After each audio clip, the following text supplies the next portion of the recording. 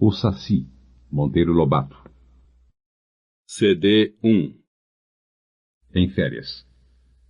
Quando naquela tarde Pedrinho voltou da escola e disse a Dona Tonica que as férias iam começar dali a uma semana, a boa senhora perguntou: "E onde quer passar as férias deste ano, meu filho?" O menino riu-se. "Que pergunta, mamãe? Pois onde mais, senão no sítio da vovó?"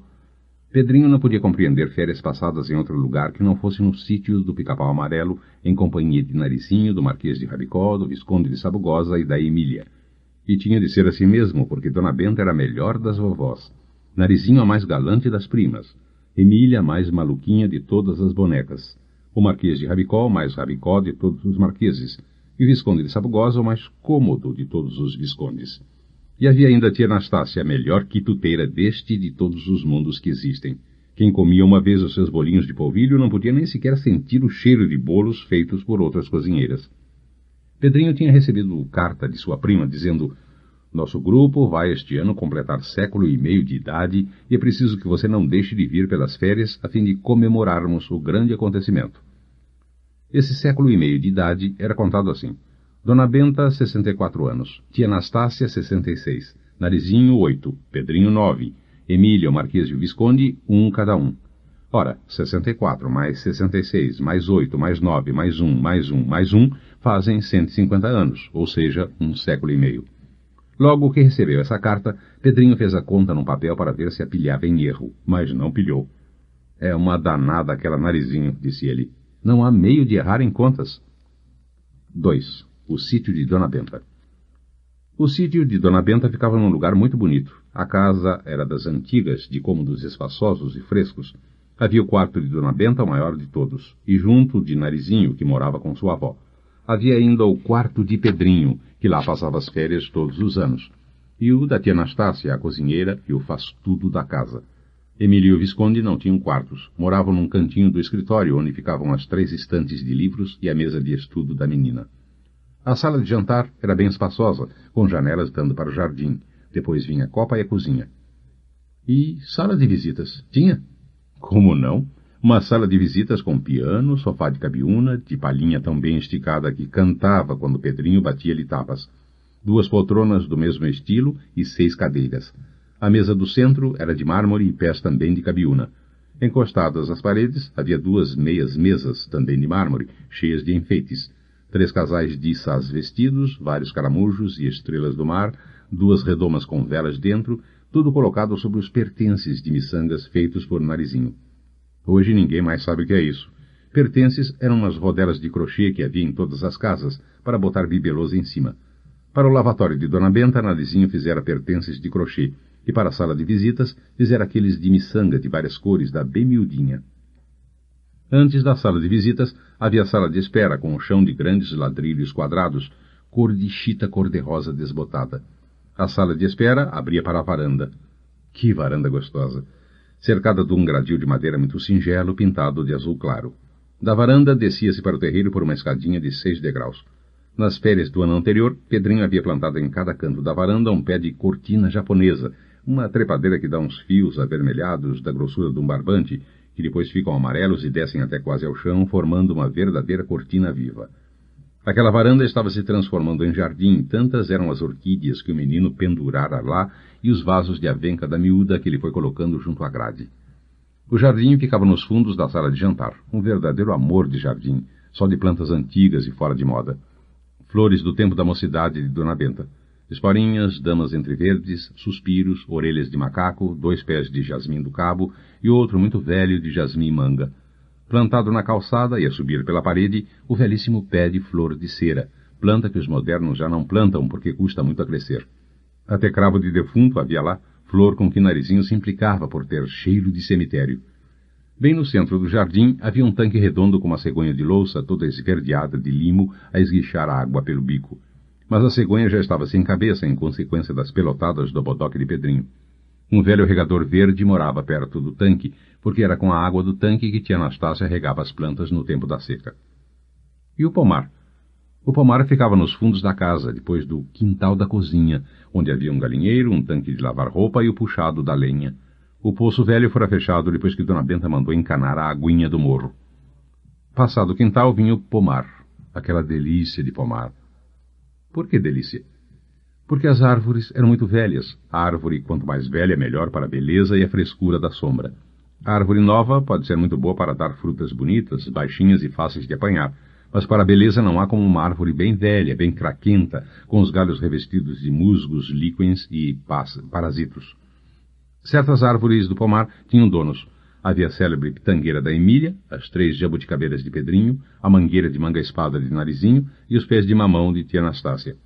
Até o Visconde tinha sua árvore, um pezinho de romã muito feio e raquítico. O resto das árvores não era de ninguém, era de todos. E quantas! Cambucaseiros, 2 jaqueiras, os pés de cabeludo e grume-chama, os 3 pés de sapotis e aquele de fruta do conde que não ia por diante. Era tão antigo aquele pomar que os vizinhos até caçoavam. Viviam dizendo, o pomar de Dona Benta está tão velho que qualquer dia se põe a caducar. As jaqueiras começam a dar mangas e as mangueiras a dar laranjas. Mas Dona Benta não fazia caso. Não admitia que se cortasse uma só árvore, nem o pobre pé de fruta de conde encarangado. Dizia que cada uma delas lembrava qualquer coisa de sua meninice ou mocidade. Este pé de laranja baiana, costumava dizer, foi o primeiro que tivemos aqui, e dele saíram os enxertos dos outros. Naquele tempo, laranja baiana era uma grande novidade. A muda foi presente do defunto Zé das Bichas, um português muito trabalhador que morava numa chácara perto da vila. Impossível haver no mundo lugar mais sossegado e fresco e mais cheio de passarinhos, abelhas e borboletas. Como Dona Benta nunca admitiu por ali nenhum menino de estilingue, a passarinhada se sentia à vontade e fazia seus ninhos como se estivessem na Ilha da Segurança. O próprio bodoque de Pedrinho não funcionava no pomar. E que passarinhos havia? Ah, tantos! No tempo das laranjas, o pomar enchia-se de sabiás de peito vermelho, amigos de cantar a célebre música do sabiá, que os pais vão ensinando aos filhotes, sempre igualzinha, sem a menor mudança. E havia os sanhaços cor de cinza clara, e as saíras azuis, e as graúnas pretíssimas, e muito canário da terra, muito papacapim, tizio, pindacilgo, rolinha, corruíla. As corruílas eram o encanto da menina que vinha observar o jeitinho delas no constante escarafunchamento dos muros carunchados em busca de pequenas aranhas e outros bichinhos moles. Bichinho duro, corruíla não quer, e sempre com as penas da cauda erguidas, ninguém sabe por quê. Corruílas cor de telha e mansíssimas. Há também a linda corruíla do brejo, que faz aqueles enormes ninhos espinhentos. Mas essas nunca apareciam no pomar, moravam nos brejos. Às vezes pousavam lá de passagem um ou outro tié-sangue, o passarinho mais lindamente vermelho que existe. Mas não se demoravam, eram arisquíssimos. Por que, vovó, justamente os passarinhos mais bonitos são os mais ariscos? Perguntou certa vez a menina. Justamente por serem bonitos, minha filha. Os homens perseguem os passarinhos bonitos porque são bonitos. Quem quer saber de passarinho feio? Os tico-ticos, por exemplo, vivem na maior paz em todos os terreiros justamente porque ninguém os persegue. São feinhos os coitados. Mas apareça aqui um tié-sangue ou uma saíra daquelas lindas. Todos se põem atrás deles, querendo apanhá-los vivos ou mortos. Para a felicidade neste nosso mundo, minha filha, não há como ser tico-tico, isto é, feinho e insignificante. Mas o rei do pomar era o João de Barro. Na paineira grande, bem lá no fundo, moravam 2, num ninho feito de argila em forma de forno de assar pão. Era o casal mais amigo possível, não se largavam nunca. Onde estava um, também estava por perto o outro. E se por acaso um se afastava um pouco mais, volta e meia soltava uns gritos, como quem pergunta, onde você está? E o outro respondia, estou aqui. E de vez em quando cantavam juntos aquele terrível dueto que mais parece uma série de marteladas estridentes e alegres. Que coisa interessante, vovó, disse Pedrinho um dia. Repara que eles sempre cantam ou gritam juntos. Um faz uma parte e o outro faz o acompanhamento, como no piano. E era assim mesmo. São tão amigos que até para cantar cantam a 2 mãos, como dizia a menina. Certo ano, o casal resolveu construir um ninho novo em outro galho da paineira e durante 15 dias o divertimento dos meninos foi acompanhar de longe aquele trabalho. Os 2 passarinhos traziam da beira do ribeirão um pelote de barro no bico e ficavam ali a colocar aquela massa no lugar próprio e a bicá-la 100 vezes para que ficasse bem ligadinha. Enquanto um se ocupava naquilo, o outro voava em busca de mais barro. Nunca estavam os 2 no mesmo serviço. Revezavam-se. À tardinha interrompiam o trabalho, cantavam o dueto com toda a força e depois se acomodavam no ninho velho. Tia Anastácia vivia dizendo que nos domingos eles não trabalhavam, mas infelizmente os meninos não puderam tirar a prova de uma coisa tão linda. O mais curioso foi que depois de acabado o ninho novo, eles, em vez de se mudarem, resolveram fazer um segundo ninho em cima daquele. Quem primeiro notou isso foi o Visconde, que foi todo assanhado contar a Dona Benta. Venham ver, disse o Sabuguinho. Eles terminaram ontem a construção do ninho novo, mas não se mudaram do velho. Em vez disso, estão a construir um segundo ninho sobre o novo, uma espécie de segundo andar. Dona Benta foi com os meninos e viu. Por que será, vovó? Quis saber Pedrinho. Não sei, meu filho, mas eles devem ter lá as suas razões. Eu sei, berrou Emília. É para alugar. Todos riram-se. Eu acho, disse Narizinho, que é para acomodar os filhotes quando chegarem ao ponto de voar. Isso não, observou Dona Benta, porque se os pais construíssem casas para os filhos, estes não aprenderiam a arte da construção e essa arte perder-se-ia. É fazendo que se aprende, já disse o velho Camões. Mas então esses passarinhos raciocinam, vovó. Têm inteligência. Está claro que tem, meu filho. A inteligência é uma faculdade que aparece em todos os seres, não só no homem. Até as plantas revelam inteligência. O que há é que a inteligência varia muito de grau. É pequeniníssima nas galinhas e nos perus, mas já bem desenvolvida no João de Barro. E é um colosso num homem como Isaac Newton, aquele que descobriu a lei da gravitação universal. No terreiro do sítio, em frente à varanda, havia sempre o mastro de São João, que Pedrinho fincava na véspera do dia desse santo, a 24 de junho, quando vinha pelas férias. Ele mesmo cortava o pau no mato, ele mesmo descascava e pintava inteirinho, com arabescos vermelhos, amarelos e azuis. No topo do mastro colocava a bandeira de São João, que era um quadrado de sarrafo, espécie de moldura, na qual pregava com tachinhas um retrato de São João Meninote com um cordeirinho do braço. Essas bandeiras, estampadas em morim, custavam R$1,50 na venda do Elias Turco, lá na estrada. O terreiro era vedado por uma cerca de paus a pique, rachões de Guarantã. Bem no centro ficava a porteira. Para lá da porteira era o pasto, onde havia um célebre cupim de 1,5 metros de altura. E mais adiante um velho cedro ainda do tempo da Mata Virgem. Através do pasto seguia o caminho, ou a estrada que ia ter a vila, a 1,5 léguas dali. No fim do pasto, perto da ponte, apareciam a casinha do tio Barnabé e a figueira grande. E bem lá adiante o capoeirão dos tucanos, uma verdadeira mata virgem, onde até onça, macucos e jacus havia. E que mais? Ah, sim, o ribeirão, que passava pela casa do tio Barnabé, cortava o pasto e vinha fazer as divisas do pomar com as terras de plantação. Impossível haver no mundo um ribeirão mais lindo, de água mais limpa, com tantas pedrinhas roliças de todas as cores no fundo. Em certos pontos viam-se pequenas praias de areia branca. Nas curvas, a água quase que parava, formando célebres poços onde Pedrinho pescava lambaris e bagres. As beiras de água rasa eram a zona dos guarus, o peixinho menor que existe. Aos domingos, tia Anastácia saía a mariscar de peneira. Os meninos davam pulos de alegria. A boa negra metia-se na água até a cintura e ia descendo o ribeirão, com eles a acompanhá-la da margem aos gritos. Aqui, Anastácia, aqui, nestes capinzinhos. A negra, muito cautelosamente, mergulhava a peneira por baixo dos capinzinhos boiantes e suspendia, de repente, de surpresa.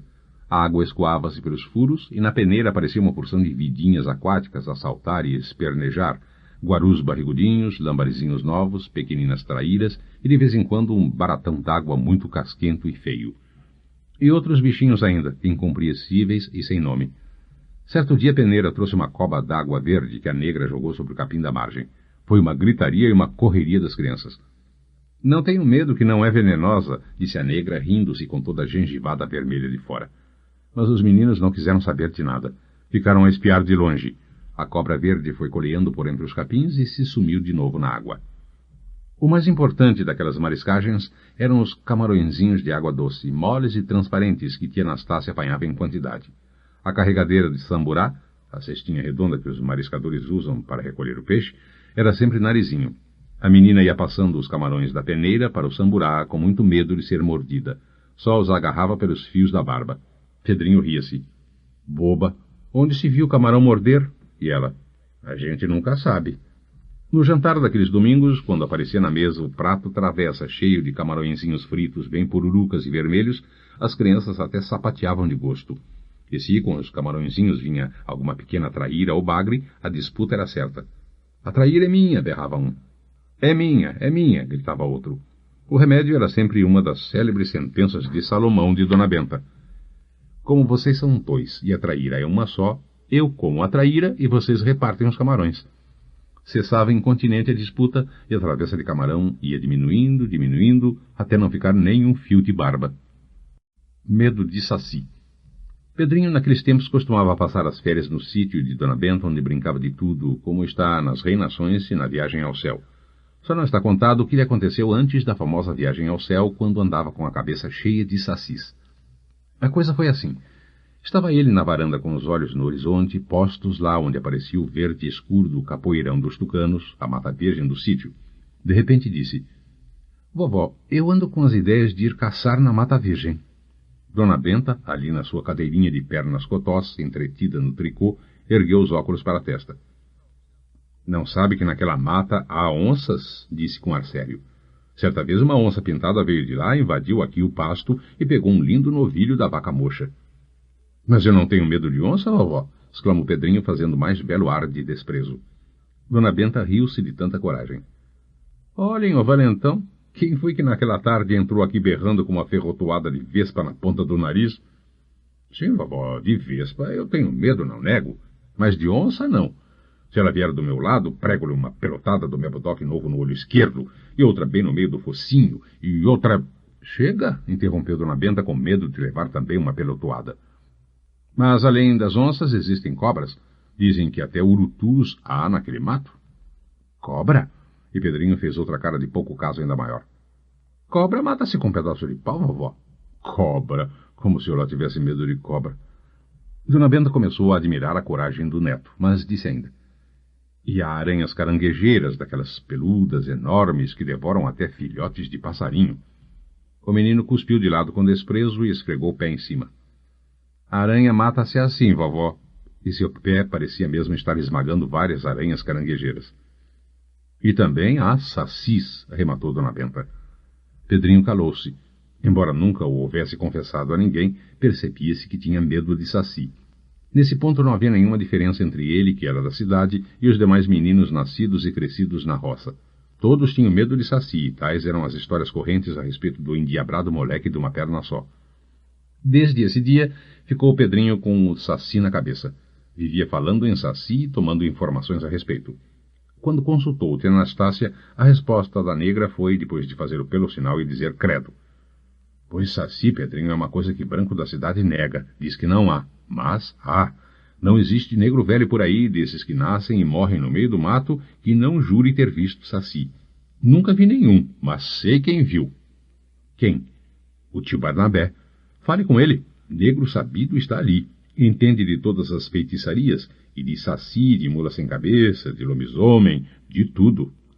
Pedrinho ficou pensativo. 4. Tio Barnabé. Tio Barnabé era um negro de mais de 80 anos que morava no rancho coberto de saté, lá junto da ponte. Pedrinho não disse nada a ninguém e foi vê-lo. Encontrou-o sentado com o pé direito num toco de pau, à porta de sua casa, aquentando o sol. "Tio Barnabé, eu vivo querendo saber de uma coisa e ninguém me conta direito. Sobre o saci. Será mesmo que existe saci?" O negro deu uma risada gostosa e, depois de encher de fumo picado o velho pito, começou a falar. "Pois, seu Pedrinho, o saci é uma coisa que eu juro que existe. Gente da cidade não acredita, mas existe. A primeira vez que vi saci eu tinha assim a sua idade. Isso foi no tempo da escravidão, na fazenda do Passo Fundo, que era do defunto major Teotônio, pai desse coronel Teodorico, compadre de sua avó Dona Benta. Foi lá que vi o primeiro saci. Depois disso, quantos e quantos." "Conte então direitinho o que é o saci." "Bem que Anastácia me disse que o senhor sabia, que o senhor sabe tudo." "Como não hei de saber tudo, menino? Você já tem mais de 80 anos? Quem muito vive, muito sabe." "Então conte, que é, afinal de contas, o tal saci?" E o negro contou tudo direitinho. "O saci", começou ele, "é um diabinho de uma perna só que anda solto pelo mundo, armando reinações de toda sorte e atropelando quanta criatura existe. Traz sempre na boca um pitinho aceso e na cabeça uma carapuça vermelha. A força dele está na carapuça, como a força de Sansão estava nos cabelos. Quem consegue tomar e esconder a carapuça de um saci fica por toda a vida senhor de um pequeno escravo." "Mas que reinações ele faz?" indagou o menino. "Quantas pode?" respondeu o negro. Azeda o leite, quebra a ponta das agulhas, esconde as tesourinhas de unha, embaraça os novelos de linha, faz o dedal das costureiras cair nos buracos, bota moscas na sopa, queima o feijão que está no fogo, gora os ovos das ninhadas. Quando encontra um prego, vira ele de ponta para riba para que espete o pé do primeiro que passa. Tudo que numa casa acontece de ruim é sempre arte do Saci. Não contente com isso, também atormenta os cachorros, atropela as galinhas e persegue os cavalos no pasto, chupando o sangue deles. O Saci não faz maldade grande, mas não há maldade pequenina que não faça. E a gente consegue ver o Saci? Como não? Eu, por exemplo, já vi muitos. Ainda no mês passado andou por aqui um Saci mexendo comigo. Por sinal que lhe dei uma lição de mestre. Como foi? Conte. Tio Barnabé contou. Tinha anoitecido e eu estava sozinho em casa rezando as minhas rezas. Rezei e depois me deu vontade de comer pipoca. Fui ali no fumeiro e escolhi uma espiga de milho bem seca. Debulhei o milho numa caçarola, pus a caçarola no fogo e vim para este canto picar fumo no propito. Nisto ouvi no terreiro um barulhinho que não me engana. Vai ver que é Saci, pensei comigo. E era mesmo. Dali a pouco um Saci preto que nem carvão, de carapuça vermelha e pitinho na boca, apareceu na janela. Eu imediatamente me encolhi no meu canto e fingi que estava dormindo. Ele espiou de um lado e do outro e, por fim, pulou para dentro. Veio vindo, chegou pertinho de mim, escutou os meus roncos e convenceu-se de que eu estava mesmo dormindo. Então começou a reinar na casa. Remexeu tudo que nem mulher velha, sempre farejando o ar com seu narizinho muito aceso. Nisto o milho começou a chiar na caçarola e ele dirigiu-se para o fogão. Ficou de cócoras no cabo da caçarola fazendo micagens. Estava rezando o milho, como se diz. E adeus pipoca. Cada grão que o Saci reza não rebenta mais, vira piruá. Dali, saiu para bulir numa ninhada de ovos que a minha carichó calçuda estava chocando num balaio velho naquele campo. A pobre galinha quase que morreu de susto. Fez cró-cró-cró e voou do ninho feito uma louca, mais arrepiada que um ouriço cacheiro. Resultado, o Saci rezou os ovos e todos goraram. Em seguida, pôs-se a procurar o meu pito de barro.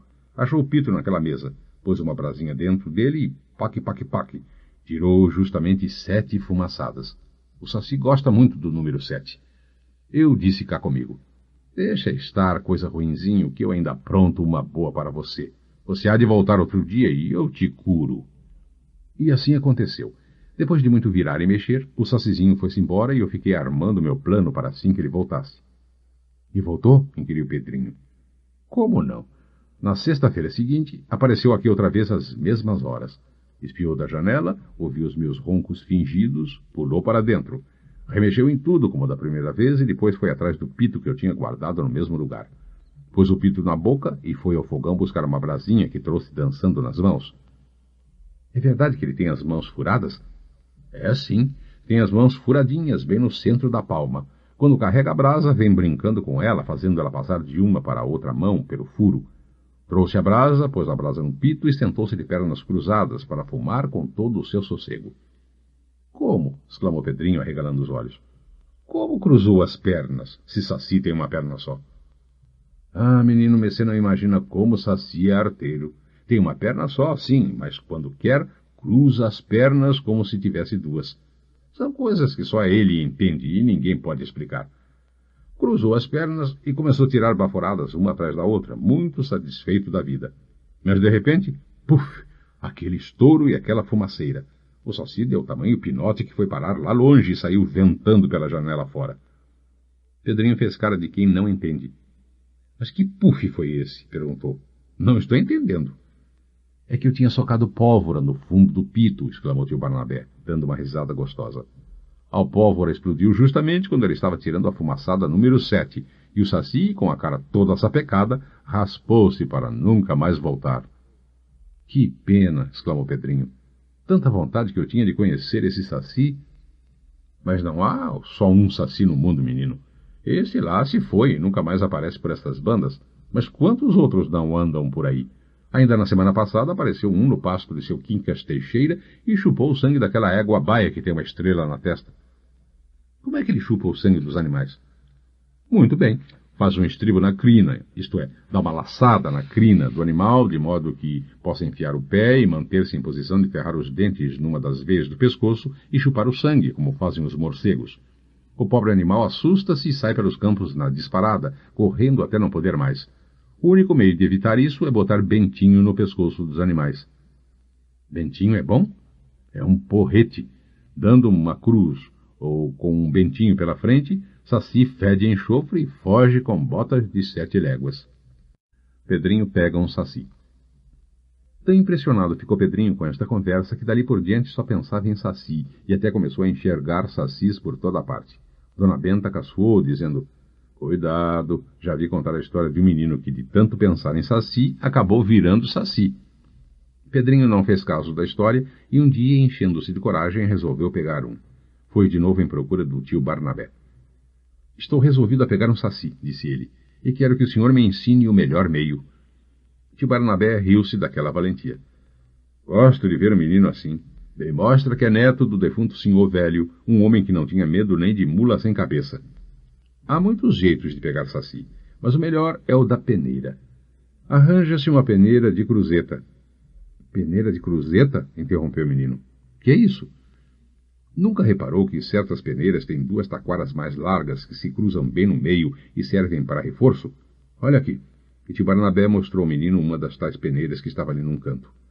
Pois bem, arranja-se uma peneira destas e fica-se esperando um dia de vento bem forte em que haja redamoinho de poeira e folhas secas.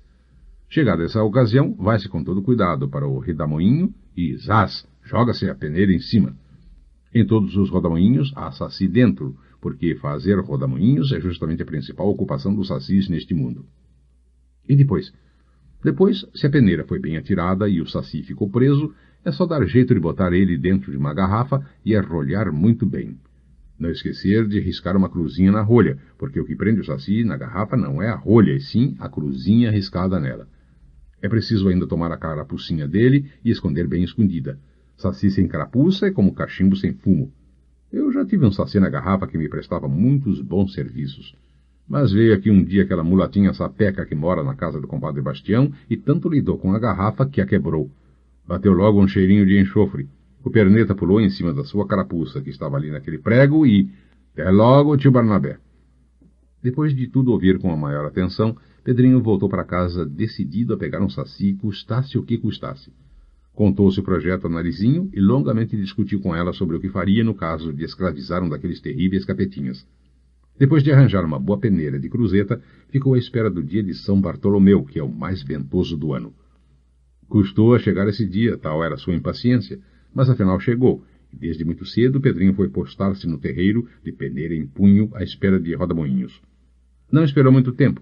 Um forte rodamoinho formou-se no pasto e veio caminhando para o terreiro. É hora, disse Narizinho. Aquele que vem vindo está com muito jeito de ter saci dentro. Pedrinho foi se aproximando pé ante pé e de repente, zás, jogou a peneira em cima. Peguei! Gritou no auge da emoção, debruçando-se com todo o peso do corpo sobre a peneira emborcada. Peguei o saci! A menina correu a ajudá-lo. Peguei o saci! Repetiu o menino vitoriosamente. Corra, Narizinho, e traga-me aquela garrafa escura que deixei na varanda. Depressa! A menina foi num pé e voltou no outro. Enfie a garrafa dentro da peneira, ordenou Pedrinho, enquanto eu cerco dos lados. Assim, isso. A menina fez como ele mandava e com muito jeito a garrafa foi introduzida dentro da peneira. Agora tire do meu bolso a rolha que tem uma cruz riscada em cima, continuou Pedrinho. Essa mesma. Vê cá. Pela informação do tio Barnabé, logo que a gente põe a garrafa dentro da peneira, o saci por si mesmo entra dentro dela, porque, como todos os filhos das trevas, tem a tendência de procurar sempre o lugar mais escuro. De modo que Pedrinho, o mais que tinha a fazer, era arrolhar a garrafa e erguer a peneira. Assim fez e foi com o ar de vitória de quem houvesse conquistado um império que levantou no ar a garrafa para examiná-la contra a luz. Mas a garrafa estava tão vazia como antes, nem sombra de saci dentro. A menina deu-lhe uma vaia e Pedrinho, muito desapontado, foi contar o caso ao tio Barnabé. É assim mesmo, explicou o negro velho. Saci na garrafa é invisível. A gente só sabe que ele está lá dentro quando a gente cai na modorra. Num dia bem quente, quando os olhos da gente começam a piscar de sono, o saci pega a tomar forma até que fica perfeitamente visível. É desse momento em diante que a gente faz dele o que quer. Guarde a garrafa bem fechada, que garanto que o saci está dentro dela. Pedrinho voltou para casa orgulhosíssimo com sua façanha. O saci está aqui dentro, sim, disse ele a Narizinho. Mas está invisível, como me explicou o tio Barnabé. Para a gente ver o capetinho é preciso cair na modorra. E repetiu as palavras que o negro lhe dissera. Quem não gostou da brincadeira foi a pobre tia Anastácia. Como tinha um medo horrível de tudo quanto era mistério, nunca mais chegou nem na porta do quarto de Pedrinho. Deus me livre de entrar no quarto onde há a garrafa com saci dentro. Credo, nem sei como Dona Benta consente semelhante coisa em sua casa. Não parece ato de cristão. 6. A Modorra. Um dia Pedrinho enganou Dona Benta que ia visitar o tio Barnabé, mas em vez disso tomou o rumo da Mata Virgem dos seus sonhos. Nem o bodoque levou consigo. Para que bodoque se leva o saci na garrafa e ele é uma arma melhor do que quanto canhão ou metralhador existe? Que beleza!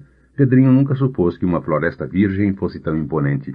Aquelas árvores enormes, belíssimas, barbadas de musgos e orquídeas, aquelas raízes de fora dando ideia de monstruosas sucuris, aqueles cipós torcidos como se fossem redes, aquela galharada, aquela folharada e, sobretudo, aquele ambiente de umidade e sombra lhe causaram uma impressão que nunca mais se apagou. Volta e meia, ouvi um rumor estranho de inambu ou jacu a esvoaçar por entre a folhagem, ou então de algum galho podre que tombava do alto e vinha num estardalhaço, brrr, esborrachar-se no chão. E quantas borboletas, das azuis como cauda de pavão, das cinzentas como casca de pau, das amarelas cor de gema de ovo. E pássaros, ora um enorme tucano de bico maior que o corpo e lindo papo amarelo. Ora um pica-pau que interrompia o seu trabalho de bicar a madeira de um tronco para tentar no menino com interrogativa curiosidade. Até um bando de macaquinhos ele viu, pulando de galho em galho com incrível agilidade e balançando-se pendurados pela cauda como pêndulos de relógios. Pedrinho foi caminhando pela mata adentro até alcançar um ponto onde havia uma água muito límpida que corria, cheia de barulhinhos mexeriqueiros, por entre velhas pedras verdoengas de limo. Em redor erguiam-se esbeltos samambaiaçus, esses fetos enormes que parecem palmeiras. E quanta avenca de folhagem mimosa e quanto musgo pelo chão. Encantado com a beleza daquele sítio, o menino parou para descansar, junto a um monte de folhas caídas. Fez cama, deitou-se de barriga para o ar e mãos cruzadas na nuca, e ali ficou num enlevo que nunca sentira antes, pensando em mil coisas em que nunca pensara antes, seguindo o vôo silencioso das grandes borboletas azuis, embalando-se com o chiar das cigarras. De repente notou que o saci dentro da garrafa fazia gestos de quem quer dizer qualquer coisa. Pedrinho não se admirou daquilo. Era tão natural que o capetinha afinal aparecesse. — Que aconteceu que está assim inquieto, meu caro saci? — perguntou-lhe em tom brincalhão. — Aconteceu que este lugar é o mais perigoso da floresta, e que, se a noite pilhar você aqui, era uma vez o neto de Dona Benta. Pedrinho sentiu um arrepio correr-lhe pelo fio da espinha. — Por quê? — perguntou olhando ressabiadamente para todos os lados. — Porque é justamente aqui o coração da mata, ponto de reunião de sacis, lobisomens, bruxas, caiporas e até da mula sem cabeça. Sem meu socorro, você estará perdido, porque não há mais tempo de voltar para casa, nem você sabe o caminho. Mas o meu auxílio eu só darei sob uma condição. — Já sei, restituir a carapuça, adiantou Pedrinho. — Isso mesmo, restituir-me a carapuça e com ela a liberdade. Aceita? Que remédio!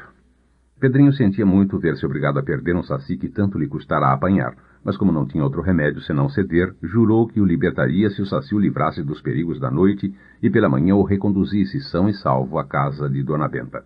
— Muito bem, disse o saci. Mas nesse caso você tem de abrir a garrafa e me soltar. Terei assim mais liberdade de ação. Você jurou que me liberta. Eu dou minha palavra de saci que mesmo solto o ajudarei em tudo. Depois o acompanharei até o sítio para receber minha carapuça e despedir-me de todos. Pedrinho soltou o saci e durante o resto da aventura tratou-o mais como um velho camarada do que como um escravo. Assim que se viu fora da garrafa, o capeta pôs-se a dançar e a fazer cabriolas com tanto prazer que o menino ficou arrependido de por tantos dias ter conservado presa uma criaturinha tão irrequieta e amiga da liberdade. — Vou revelar os segredos da Mata Virgem, disse-lhe o saci. E talvez seja você a primeira criatura humana a conhecer tais segredos. Para começar, temos de ir ao sacizeiro onde nasci, onde nasceram meus irmãos e onde todos os sacis se escondem durante o dia enquanto o sol está de fora. O sol é o nosso maior inimigo. Seus raios espantam-nos para as tocas escuras. Somos os eternos namorados da lua. É por isso que os poetas nos chamam de filho das trevas. Sabe o que é trevas? Sei, o escuro, a escuridão. Pois é isso. Somos filhos das trevas, como os beija-flores, os sabiás e as abelhas são filhos do sol. Assim falando, o Saci levou o menino para uma cerrada moita de taquaruçus existente num dos pontos mais espessos da floresta. Pedrinho assombrou-se diante das dimensões daqueles gomos, quase da sua altura e grossos que nem uma laranja de umbigo. A sacizada. É aqui, dentro destes gomos, que se geram e crescem meus irmãos de uma perna só, disse o Saci. Quando chegam em idade de correr mundo, furam os gomos e saltam fora. Repare quantos gomos furados. De cada um deles já saiu um Saci. Pedrinho viu que era exato o que ele dizia. Mostrou desejos de abrir um gomo para espiar um sacizinho novo ainda preso lá dentro. Vou satisfazer a sua curiosidade, Pedrinho, mas não posso revelar o segredo de furar os gomos. Portanto, vire-se de costas. O menino virou-se de costas, assim ficando até que o Saci dissesse, pronto. Só então desvirou-se e, com grande admiração, viu aberta num gomo uma perfeita janelinha. Posso espiar? Perguntou. Espie, mas com um olho só, respondeu o Saci. Se espiar com os dois, o sacizinho acorda e joga nos seus olhos a brasa do pitinho. O menino assim fez. Espiou com um olho só e viu um sacizinho do tamanho de um camundongo, já de pitinho aceso na boca e carapucinha na cabeça. Estava todo encolhido no fundo do gomo. Que galanteza! Exclamou Pedrinho. Que pena o povo lá de casa não estar aqui para ver esta maravilha. Esse sacizinho ainda fica aí durante 4 anos. A conta da nossa vida dentro dos gomos é de 7 anos. Depois saímos para viver no mundo 77 anos justos. Alcançando essa idade, viramos cogumelos venenosos ou orelhas de pau. Pedrinho regalou-se de contemplar o sacizete adormecido e ali ficaria horas, se o Saci não o puxasse pela manga. Chega, disse ele. Vire-se de costas outra vez que é tempo de fechar a janelinha. Pedrinho obedeceu e quando de novo olhou, não conseguiu perceber no gomo do taquaruçu o menor sinal da janelinha. Justamente neste instante, um formidável miado de gato feriu seus ouvidos. É o jaguar, exclamou Saci. Trepemos depressa numa árvore, porque ele vem vindo nesta direção. Pedrinho, tomado de pânico, fez gesto de subir na primeira árvore que viu à sua frente, um velho jacarandá coberto de barbas de pau. Nessa não, berrou Saci. É muito grossa. O jaguar treparia atrás de nós. Temos que escolher uma de casca bem lisa e tronco esguio. Aquele guarantã ali está ótimo, concluiu, apontando para uma árvore bastante alta e magrinha de tronco que se via à esquerda. Subiram, e nunca em sua vida Pedrinho subiu tão depressa em uma árvore. Tinha a impressão de que o terrível tigre dos sertões estava atrás dele, já de boca aberta para o engolir vivo. Mas era ilusão apenas, filha do medo, pois a fera miou outra vez e o Saci calculou pelo som que ainda deveria estar a 100 metros dali. Pedrinho ajeitou-se como pôde numa forquilha da árvore, lá ficando quietinho ao lado do Saci. Preparou-se para ver uma fera sobre a qual vivia falando, mas sem ter a respeito ideia justa. Ia ver a famosa onça pintada, esse gatão que muito lembra a pantera das matas da Índia. 8. A onça. O miado soou de novo, desta vez bem perto, e logo depois surgiu, por entre as folhas, a cabeça de uma formidável onça pintada. Era um animal de extrema beleza, quase tão grande como o tigre de Bengala. Parou, farejou o ar, depois ergueu os olhos para a árvore. Dando com o menino e o Saci lá em cima, soltou um rugido de satisfação, como quem diz, achei o meu jantar, e tentou subir a árvore. Vendo que isso era impossível, sacudiu o tronco tão violentamente que por um triz Pedrinho não veio abaixo como se fosse uma jaca madura. Mas não caiu, e a onça, desanimada, resolveu esperar que ele descesse. Sentou-se nas patas traseiras e ele ficou quieta, só movendo a cauda e passando de quando em quando a língua pelos beiços. Ela é capaz de permanecer nessa posição 3 dias e 3 noites, disse o Saci. Temos que inventar um meio de afugentá-la. Olhou em redor, examinando as árvores como quem está com uma ideia na cabeça. Depois saltou para a mais próxima e foi de copa em copa até uma que estava cheia de vagens. Escolheu meia dúzia das mais secas e voltou para junto do menino. Apare nas mãos o pó que vou deixar cair destas vagens, disse ele abrindo com os dentes uma delas. Pedrinho estendeu as mãos em forma de cuia e o Saci sacudiu dentro um pó amarelado. O menino o mesmo foi feito com as outras vagens. Bem, agora derrame este pó bem a prumo, de modo que vai cair sobre a cara da onça. Pedrinho colocou-se em linha vertical com a fera e derramou de um jato o pó amarelo. Foi uma beleza aquilo. Quando o pó caiu sobre os olhos da onça, ela deu tamanho pinote que foi parar a 5 metros de distância, sumindo-se em seguida pelo mato adentro a urrar de dor e a esfregar os olhos como se quisesse arrancá-los. Pedrinho deu uma risada gostosa. — Que diabo de pó é este, amigo Saci? — perguntou. — Vejo que vale mais que uma boa carabina. — Isso se chama pó de mico. arde nos olhos como pimenta e dá na pele uma tal coceira que a vítima até se coçará com um ralo de ralar coco se o tiver ao alcance da mão. Pedrinho escorregou da árvore abaixo, ainda a rir-se da pobre onça, mas não se riu por muito tempo. Mal tinha dado alguns passos, recuou espavorido. 9. A sucuri. Um monstro! Acuda, Saci! Um monstro com um corpo de cobra e cabeça de boi! Gritou Pedrinho, trepando de novo no guarantã com velocidade ainda maior que da primeira vez. O Saci foi ver o que era e voltou dizendo: é uma sucuri que acaba de engolir um boi. Desça que não há perigo. Ela está dormindo e dormirá assim 2 ou 3 meses, até que o boi esteja digerido. Apesar da confiança que o Saci lhe merecia, o menino foi pulando de árvore em árvore para só descer a 100 passos dali. Mas como a tentação de ver a sucuri fosse grande, foi voltando, até chegar em ponto de onde pudesse observá-la à vontade. Era uma das maiores que se poderiam encontrar, devendo ter pelo menos uns 30 metros de comprimento e a grossura da cabeça de um homem. Pedrinho não podia compreender como um boi inteiro pudesse caber dentro dela. Muito simples, explicou Saci. A sucuri enlaça o boi, quebra-lhe todos os ossos e amassa-o de tal maneira que o torna comprido como chouriço. Depois cobre-lhe o corpo de uma baba muito lubrificante e começa a engoli-lo sem pressa. Vai indo, até que dá com o boi inteiro no estômago. Só ficam de fora a cabeça e os chifres. E leva meses assim até que a digestão se complete. Quando está nesse estado, a sucuri não oferece perigo nenhum, porque fica inerte, caída em estado de sonolência. E não foi só essa cobra que Pedrinho conheceu naquele dia. Logo depois percebeu um ruído seco de guizos. Era uma cascavel que passava muito aflita, como que fugindo de algum inimigo. — Que será que a está perseguindo? — indagou ele. — Alguma mussurana — respondeu Saci. As mussuranas são cobras sem veneno, que só se alimentam de cobras venenosas. Lá vem uma. De fato, uma mussurana de cor escura surgiu no rastro da cascavel, que foi alcançada logo adiante.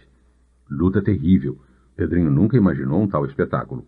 A mussurana enleou-se na cascavel e as duas rebolaram no chão como minhocas loucas. Muito tempo estiveram assim. Finalmente a cascavel morreu sufocada e a mussurana engoliu-a inteirinha, apesar de serem ambas do mesmo tamanho. — Que horror! — exclamou Pedrinho. — A vida nesta floresta não tem sossego. Só agora compreendo por que os animais selvagens são tão assustados. A vida deles corre um risco permanente, de modo que só escapam os que estão com todos os sentidos sempre alertas. É o que os sábios chamam a luta pela vida. Uma criatura vive da outra, uma come a outra. Mas, para que uma criatura possa comer outra, é preciso que seja mais forte. Do contrário, vai comer e sai comida. Mais forte só?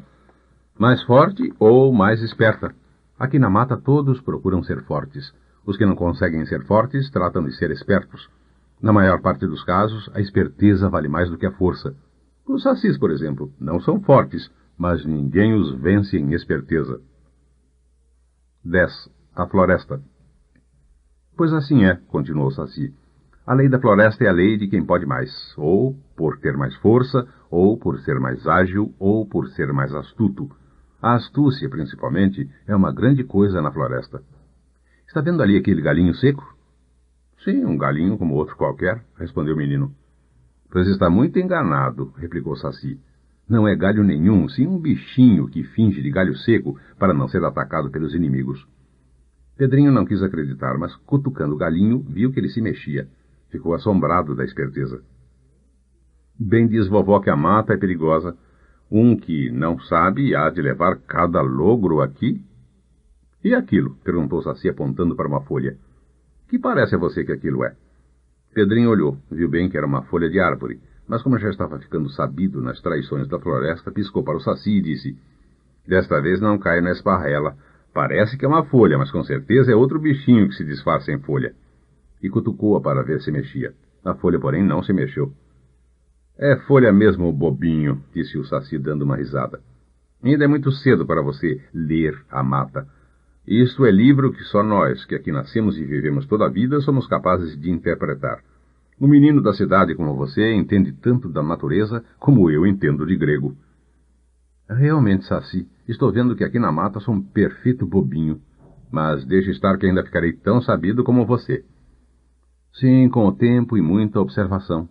Quem observa e estuda acaba sabendo. Aqui, porém, nós não precisamos estudar. Nascemos sabendo. Temos o instinto de tudo.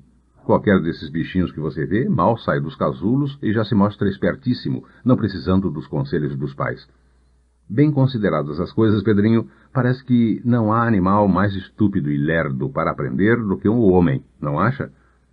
O orgulho do menino ofendeu-se com aquela observação. Um miserável saci a fazer pouco caso do rei dos animais. Era só o que faltava. O que você está dizendo? Replicou Pedrinho. É tolice pura, sem mistura. O homem é o rei dos animais. Só o homem tem inteligência. Só ele sabe construir casas de todo jeito, e máquinas, pontes e aeroplanos, e tudo quanto há. Ah, o homem! Você não sabe o que o homem é, Saci. Era preciso que tivesse lido os livros que eu lia em casa da vovó. 11. Discussão. O Saci deu uma gargalhada. Que gabolice! Exclamou. Casas? Qual é o bichinho que não constrói sua casa na perfeição? Veja a das abelhas, ou das formigas, ou os casulos. Poderão existir habitações mais perfeitas? Todos aqui na mata moram. Cada um inventa o seu jeito de morar. Todos moram. Todos, portanto, têm suas casinhas onde ficam muito mais bem abrigados do que os homens lá nas casas deles. O caramujo. Esse então até inventou o sistema de carregar a casa às costas. É o mais esperto. Vai andando. Assim que o perigo se aproxima, arreia a casa e mete-se dentro. Casa, vá lá, disse Pedrinho meio convencido. Mas aeroplano? Que bichinho daqui seria capaz de construir aviões como nós, homens, os construímos? Outra risada do Saci. Olhe, Pedrinho, você está me saindo tão bobo que até me causa dó. Aviões. Pois não vê que o avião é a mais atrasada máquina de voar que existe? Aqui os bichinhos de asas estão de tal modo adiantados que nenhum precisa de monstrengos como tal avião. Todos possuem no corpo um aparelho de voar aperfeiçoadíssimo. Não vê que voam, bobo? Outro dia assisti a uma cena muito interessante. Eu estava perto de uma lagoa cheia de patos quando um avião passou voando por cima das nossas cabeças. Os patos entreolharam-se e riram-se. Você sabe, Pedrinho, que bicho estúpido é o pato. Pois mesmo assim um deles disse com muita sabedoria. Parece incrível que os homens se gabem de ter inventado uma coisa que nós já usamos há tantos milhares de anos. Sim, continuou Pedrinho, mas nós sabemos ler e vocês não sabem. Ler? E para que serve ler? Se o homem é a mais boba de todas as criaturas, de que adianta saber ler? Que é ler? Ler é um jeito de saber o que os outros pensaram. Mas que adianta um bobo saber o que outro bobo pensou? Era demais aquilo. Pedrinho encheu-se de cólera. Não continue, Saci. Você está me ofendendo. O homem não é nada do que você diz. O homem é a glória da natureza. Glória da natureza, exclamou Capetinho com ironia. Ou está repetindo como o papagaio que ouviu alguém falar, ou então você não raciocina. Ainda ontem ouvi Dona Benta ler num jornal os horrores da guerra na Europa. Basta que entre os homens haja isso, que eles chamam guerra, para que sejam classificados como as criaturas mais estúpidas que existem. Para que guerra? E vocês aqui não usam guerras também? Não vivem a perseguir e comer uns aos outros? Sim, um comer o outro é a lei da vida. Cada criatura tem o direito de viver e para isso está autorizada a matar e comer o mais fraco. Mas vocês, homens, fazem guerra sem serem movidos pela fome. Matam o inimigo e não o comem. Está errado. A lei da vida manda que só se mate para comer. Matar por matar é crime. E só entre os homens existe isso de matar por matar. Por esporte, por glória, como eles dizem. Qual, Pedrinho, não se meta a defender o bicho-homem que você se estrepa. E trate de fazer como Peter Pan, que embirrou de não crescer para ficar sempre menino, porque não há nada mais sem graça do que a gente grande. Se todos os meninos do mundo fizessem greve como Peter Pan e nenhum crescesse, a humanidade endireitaria. A vida lá entre os homens só vale enquanto vocês se conservam meninos. Depois que crescem, os homens viram uma calamidade, não acham? Só os homens grandes fazem guerra. Basta isso. Os meninos apenas brincam de guerra. Pedrinho nada respondeu. Estava um tanto abalado pelas estranhas ideias do Saci. Quando voltasse para casa, iria consultar Dona Benta para saber se era assim mesmo ou não. O jantar. O sol já estava descambando e o menino sentiu fome. Havia esquecido de trazer matalotagem. Amigo Saci, estou sentindo uma coisa chamada fome. Mostre-me a sua habilidade em sair-se de todos os apuros, arranjando um jantar. Nada mais fácil, respondeu Pernetinha. Gosta de palmito? Gosto sim, mas como poderemos derrubar uma palmeira tão alta para colher o palmito? Sem machado é impossível. O Saci deu uma risada. Não há impossíveis para mim. Quer ver? E metendo 2 dedos na boca, tirou um agudo assobio. Imediatamente um enorme besourão chamado serrapau surgiu do seio da floresta. O Saci fez uns sinais e o besourão, voando para o alto de uma palmeira de tronco fino, mas muito alta, abarcou a base do palmito entre os seus ferrões dentados como um serrote e começou a girar com grande velocidade, zunindo como um aeroplano. Zzz.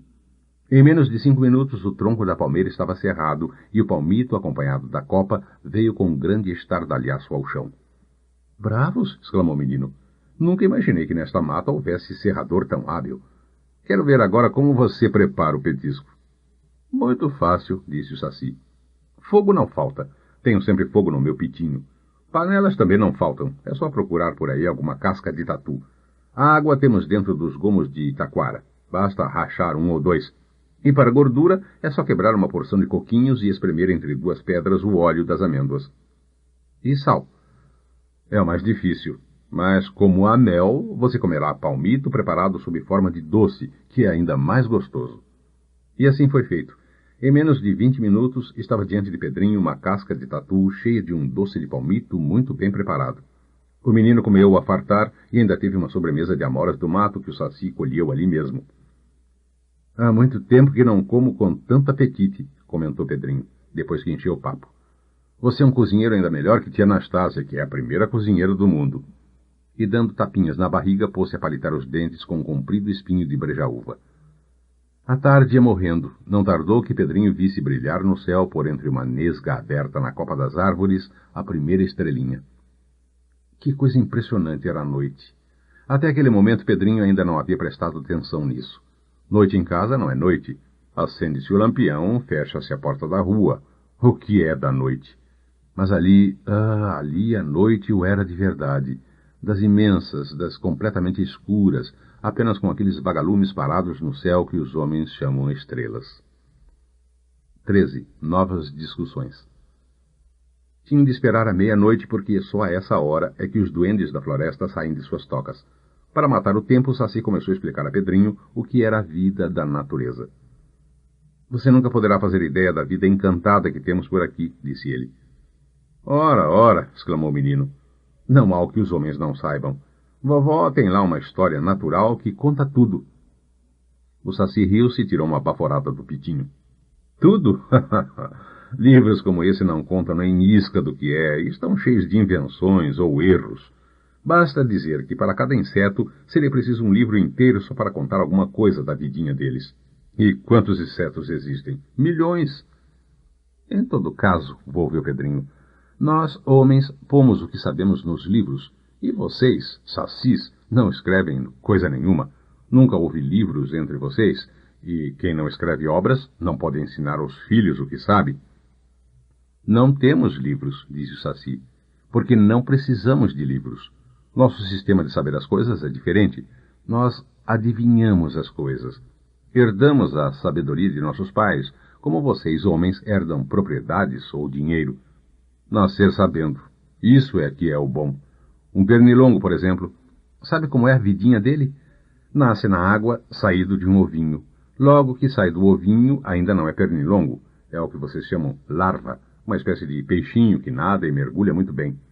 Um dia essa larva cria asas, pernas compridas e voa. E o que faz quando voa?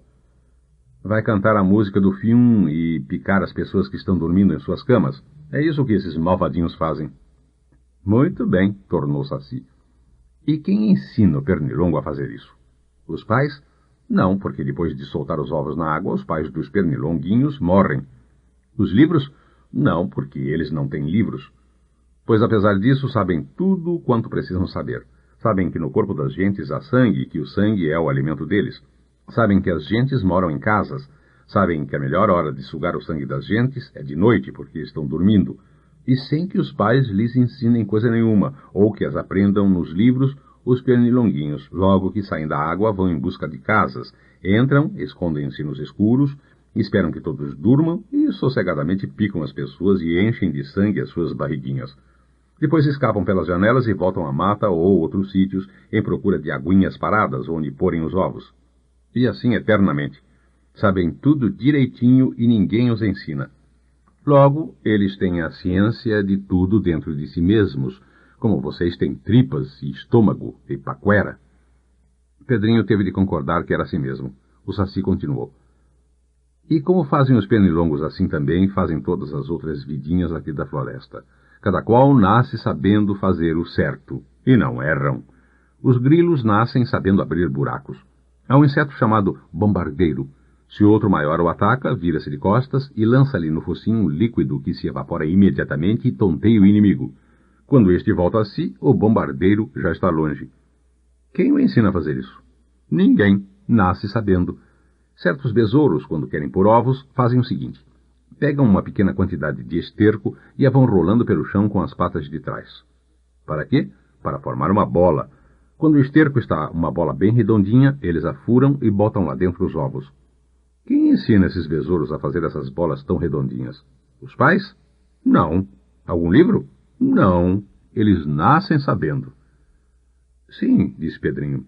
Nascem sabendo e nós temos de aprender com os nossos pais ou nos livros. Isso só prova o nosso valor. Que mérito há em nascer sabendo? Nenhum, mas há muito mérito em não saber e aprender pelo estudo. Perfeitamente, concordou Saci. Não nego o mérito do esforço dos homens. O que digo é que eles são seres atrasadíssimos, tão atrasados que ainda precisam aprender por si mesmos. E nós somos seres aperfeiçoadíssimos, porque já não precisamos aprender coisa nenhuma, já nascemos sabidos. O que é que você preferia? Ter nascido já com toda a ciência da vida lá dentro ou ter de ir aprendendo tudo com maior esforço e à custa de muitos erros? O menino foi obrigado a concordar que o mais cômodo seria nascer sabendo. Sim, nesse ponto você tem razão, Saci. Mas o que é que faz todas essas vidinhas viverem? Está aí uma coisa que minha cabeça não compreende. Ah, isso é o segredo dos segredos, respondeu Saci. Nem nós sabemos. Mas o que acontece é o seguinte. Dentro de cada criatura, bichinho ou plantinha, há uma força que a empurra para a frente. Essa força é a vida. Empurra e diz no ouvido das criaturinhas o que elas devem fazer. A vida é uma fada invisível. É ela que faz o pernilongo ir picar as pessoas nas casas de noite, e que manda o grilo abrir buraco, e que ensina o bombardeiro a bombardear seus atacantes. Mas é invisível até para vocês, sacis, que enxergam mais coisas do que nós homens? Perguntou Pedrinho. Sim, eu que enxergo tudo, nunca pude ver a fada vida. Só vejo os efeitos dela. Quando um passarinho voa, eu vejo o voo do passarinho, mas não vejo a fada dentro dele a empurrá-lo. Então ela deve ser como a gasolina dos automóveis. Sem gasolina, os carros não andam. Perfeitamente, concordou Saci. Mas com uma diferença. Nos automóveis, a gente vê e cheira a gasolina, mas a gasolina vida ninguém ainda conseguiu ver nem cheirar. E morrer? Que é morrer? A vida então acaba como a gasolina dos automóveis? A vida muda-se de um ser para outro. Quando o ser já está muito velho e escangalhado, a vida acha que não vale mais a pena continuar lidando com ele e abandona-o. Vai movimentar um novo ser. A fada invisível diverte-se com isso. Pedrinho ficou muito impressionado. A fada invisível também morava dentro dele e o empurrava para a frente. Era quem o fazia ter fome e comer, ter sede e beber, ter sono e dormir, querer coisas e procurá-las. Mas um dia essa boa fada enjoar-se-ia dele. Por quê? Porque ele já estaria de cabelos brancos e sem os dentes naturais e com reumatismo nas juntas e catacego e com a pele toda enrugada e com o coração tão fraco que até subir a escadinha da varanda seria uma proeza. E então a fada torceria o nariz e enjoar-se-ia dele. Sabe o que mais, senhor Pedrinho? Você está um caco velho e eu não gosto disso. Vou procurar outro ente. E abandoná-lo-ia e então ele morreria. Essa ideia entristeceu Pedrinho porque a ideia que não entristece ninguém é bem outra. É a ideia de não morrer nunca, nunca. Conversou a respeito com o Saci. Ora, disse este. O que morre é o corpo só, a parte que em nós tem menos importância. A grande coisa que há em nós e nos diferencia das pedras e dos paus podres, que é a vida. E essa não morre nunca. Muda-se de um ser para outro, tal qual a eletricidade. Quando a pequena bateria daquela lâmpada elétrica que você tem se descarrega, a bateria morre. Mas morreu a eletricidade? Não, apenas mudou-se. Saiu daquela bateria e foi para outra, ou foi para as nuvens, ou foi para onde quis. Assim como a eletricidade não morre, a vida também não morre. A vida é uma espécie de eletricidade. Mas eu não queria que fosse assim, lamentou Pedrinho. Tenho dó do meu corpo. Estas mãos, por exemplo, disse ele abrindo-as. Estou tão acostumado com elas, desde pequenininho que essas mãos fazem tudo o que eu quero, e fico triste de lembrar que um dia vão ficar paradas, mortas. Pior que perder as mãos é perder os olhos, disse o Saci. Já reparou como é triste não ter olhos, ou tê-los e não ver nada? Feche os olhos bem fechados. Pedrinho fechou-os bem fechados. O Saci disse: pois quando a fada invisível abandonar o seu corpo, Pedrinho, seus olhos vão ficar assim, cegos, como se não existissem. E nunca mais esses olhos que hoje veem tanta coisa, verão coisa nenhuma. Nunca mais. Nunca mais. Pedrinho sentiu uma tristeza tão grande que quase chorou, mas o Saci deu uma grande risada. Bobo! O que nesses seus olhos enxerga não são os olhos, é a fada invisível que há dentro de você. A fada é como o astrônomo no telescópio, e os olhos são como o telescópio do astrônomo. Qual é o mais importante, o telescópio ou o astrônomo? É o astrônomo, disse Pedrinho. Pois então alegre-se, porque o astrônomo não morre nunca. O telescópio é que se desarranja e quebra. O medo. Longamente filosofaram os dois, lá debaixo da grande peroba que os abrigava do sereno da noite. A floresta tinha uma vida noturna tão intensa quanto a vida diurna. Entre os homens tudo para durante certa parte da noite, mas na floresta a vida continua, porque uns seres dormem de dia e vivem de noite, e outros dormem de noite e vivem de dia. Assim que os sabiás, sanhaços e ticuticos se recolhem aos poucos aos ninhos, começam a sair das tocas as corujas e morcegos, e as borboletas e mariposas noturnas vêm substituir as borboletas e mariposas diurnas, que adormecem logo que chega a noite. E as caças medrosas, tão perseguidas pelos homens, saem de noite a pastar e beber água nos rios. E os vagalumes, que de dia não deixam os lugares escurinhos, começam a piscar por toda parte com as suas lanterninhas. Esses eu sei, disse o menino. A vida desses animais eu conheço mais ou menos. O que me interessa agora é a vida dos tais entes das trevas, como diz tia Anastácia. Os misteriosos, os que uns dizem que existem e outros juram que não existem. Compreendo, disse o Saci.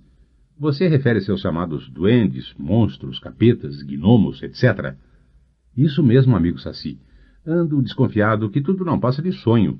Eu não via nada na garrafa antes de ter caído naquela modorra. Assim que a modorra chegou, você apareceu na garrafa e começou a falar. Desconfio que estou sonhando. Desconfio que isto é um pesadelo. Nos pesadelos é que aparecem monstros horríveis. Por quê? Por que é que há coisas horríveis?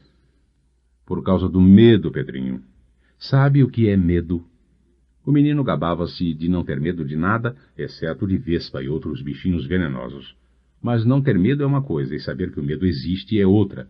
Pedrinho sabia que o medo existe, porque diversas vezes o seu coração pulara de medo, e respondeu. Sei sim, o medo vem da incerteza. Isso mesmo, disse o Saci. A mãe do medo é a incerteza, e o pai do medo é o escuro. Enquanto houver escuro no mundo, haverá medo. E enquanto houver medo, haverá monstros como os que você vai ver. Mas se a gente vê esses monstros, então eles existem? Perfeitamente. Existem para quem os vê e não existem para quem não os vê. Por isso digo que os monstros existem e não existem. Não entendo, declarou Pedrinho. Se existem, existem. Se não existem, não existem. Uma coisa não pode ao mesmo tempo existir e não existir. Bobinho, declarou Saci. Uma coisa existe quando a gente acredita nela. E como uns acreditam em monstros e outros não acreditam, os monstros existem e não existem. Aquela filosofia de Saci já estava dando dor de cabeça no menino, o qual suspirou e disse. Basta, amigo Saci. Não quero mais saber de filosofias. Quero conhecer os segredos da noite na floresta. Mostre-me os filhos do medo que você conhece. Desde que há tanta gente medrosa no mundo, deve haver muitos filhos do medo. Se há, exclamou Saci. Os medrosos são os maiores criadores das coisas que existem. Não têm conta o que lhes sai da imaginação. As mitologias daqueles velhos povos estão cheias de terríveis criações do medo. Aqui, nestas Américas, temos também muitas criações do medo, não só dos índios chamados aborígenes, como dos negros que vieram da África. Pedrinho lembrou-se do tio Barnabé, que era africano. Tio Barnabé, por exemplo, disse ele, é um danado para saber essas coisas. Conhece todos os filhos do medo. Foi ele quem me explicou o caso dos sacis. Conte-me no que é que os índios acreditavam.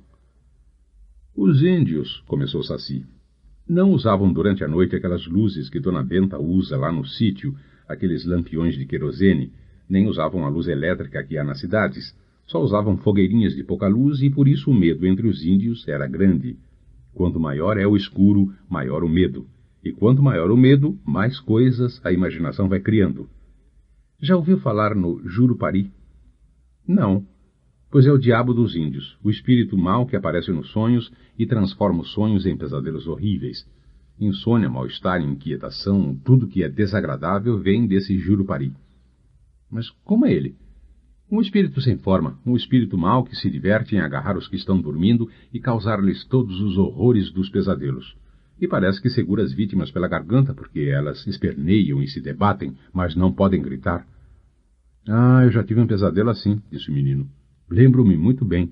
Eu ia caindo num buracão enorme. Quis gritar por vovó, mas foi inútil. A voz não saía. Pois era o Jurupari que estava apertando a sua garganta. O divertimento dele é esse. Anda de casa em casa provocando pesadelos horríveis nos que encontra dormindo. Nesse momento um ruído entre as folhas chamou a atenção de ambos. Psst, fez o Saci. Atenção, qualquer coisa vem vindo. Ficaram os dois imóveis. O coração de Pedrinho batia apressado. O Curupira, sussurrou Saci quando o vulto apareceu. Veja, tem cabelos e pés virados para trás. Parece um menino peludo, murmurou Pedrinho. E é isso mesmo. É o menino peludo que toma conta da caça nas florestas. Só admite que os caçadores caçem para comer. Aos que matam por matar, de malvadeza, e aos que matam fêmeas com filhotes que ainda não podem viver por si mesmos, o Curupira persegue sem dó. Bem feito. Mas como os persegue? De 1000 maneiras. Uma das maneiras é disfarçar-se em caça e ir iludindo os caçadores até que eles se percam no mato e morram de fome. Outra maneira é transformar em caça os amigos, os filhos ou a mulher do caçador, de modo que sejam mortos por ele mesmo. Pedrinho achou que não podia haver nada mais justo. O Saci prosseguiu. Esse que vai passando está a pé, mas em regra o Curupira anda montado num veado e traz na mão uma vara de japecanga. Que é japecanga? Uma planta que é remédio para a doença do sangue. Também é conhecida como salsa-parrilha. E por que anda com essa vara de japecanga? Que ideia! Não sei, ele é que sabe. E o Curupira tem um cachorro de nome Papa-Mel, que não o larga. Assim que avista um caminhante na estrada, começa logo a cantar. Curupaco, papaco, curupaco, papaco. Isso é cantiga de papagaio, lembrou Pedrinho. Na casa do coronel Teodorico, há um que só diz isso. Pois foi com o Curupira que os papagaios aprenderam o curupaco. Papagaio não inventa palavras, apenas repete as que ouve. Mas o Curupira, com os seus pés voltados para trás, não se demorou muito por ali. Descobriu um rastro de paca e lá se foi, com certeza, para ver como ela ia passando em sua toca. — Que horas são? — perguntou o menino. O Saci respondeu que faltava pouco para meia-noite. — Como sabe? — Por aquela flor — respondeu o Saci, indicando uma flor que não estava de todo aberta. — É o meu relógio aqui. Só abre completamente à meia-noite. 15. O Boitatá. Eu ouço falar na Iara e no Boitatá. Será que poderei ver um deles hoje? Perguntou Pedrinho. A Iara pode, respondeu Saci, porque há uma que mora por aqui, em certo ponto do rio. Mas Boitatá não, só existe lá pelo sul. Como é? Pois o Boitatá é um monstro muito interessante. Quase que só tem olhos, uns olhos enormes, de fogo. De noite vê tudo, de dia não enxerga nada, tal qual as corujas. Dizem que certa vez houve um grande dilúvio em que as águas cobriram todos os campos do sul e o Boitatá então subiu ao ponto mais alto de todos. Lá fez um grande buraco e se escondeu durante todo o tempo do dilúvio. E tantos anos passou no buraco escuro que seu corpo foi diminuindo e os olhos crescendo e ficou como é hoje, quase que só olhos. Afinal, as águas do dilúvio baixaram e o Boitatá pôde sair do buraco, e desde esse tempo não faz outra coisa senão passear pelos campos onde há carniça de animais mortos. Dizem que às vezes toma forma de cobra, com aqueles grandes olhos em lugar de cabeça. Uma cobra de fogo que persegue os gaúchos que andam a cavalo de noite. Eu sei dessa história. É o fogo fátuo. Vovó já nos explicou que esses fogos são fosforescências emitidas pelas podridões. No sul também existe a célebre história do negrinho do pastoreio. Conhece? Não será uma espécie de saci dos pampas? Não, trata-se de coisa muito diferente. Esse negrinho foi apenas um mártir. sofreu os maiores horrores de um senhor de escravos muito cruel. Morreu e virou santinho. Conte a história dele.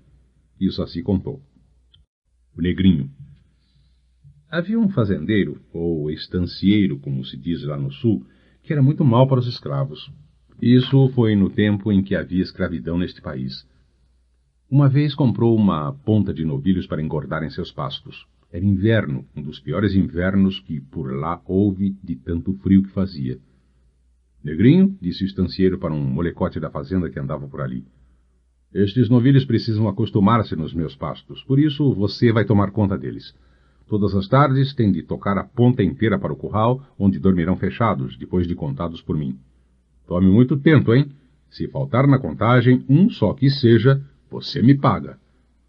O pobre molecote só tinha 14 anos de idade e, mesmo assim, não teve remédio senão ir para o campo tomar conta do gado. Era gado arisco, ainda não querenciado naquela fazenda, de modo que, para começar, logo no primeiro dia, um dos novilhos faltou na contagem. O estancieiro não quis saber de explicações. Vendo que o número não estava certo, botou o cavalo em que estava montado para cima do Negrinho, deu-lhe uma tremenda sova de chicote, depois disse: E agora é ir procurar o novilho que falta. Se não me der conta dele, eu dou conta de você, seu grandíssimo patife. E lepte, outra lambada por despedida. O moleque, com as costas lanhadas e em sangue, montou no seu cavalinho e saiu pelos campos atrás do novilho. Depois de muito procurar, encontrou por fim o fujão escondido numa moita. E agora? Pensou consigo. Tenho de laçar este novilho, mas meu laço está que não vale nada de tão velho, e eu estou tão escangalhado pela sova que ainda vale o menos que o laço. Mas não há outro remédio, tenho que ir até o fim. E aproximando-se com muito jeito, laçou o novilho. Se fosse só laçar, estaria tudo muito bem, mas tinha de trazer o boizinho para adiante, até o curral. Teria ele forças para isso? O laço aguentaria? Não aguentou. Com meia dúzia de sacões, o novilho desembaraçou-se do laço, arrebentando-o, e lá se foi pelos campos afora na volada. E agora? Volta para casa sem novilho e sem laço? O furor do estancieiro iria explodir como pomba. Voltou. Que é do novilho? Indagou o patrão assim que o Negrinho apareceu no terreiro. Escapou, patrão. Lacei ele, mas o laço estava podre e não aguentou, como o senhor pode ver por este pedaço.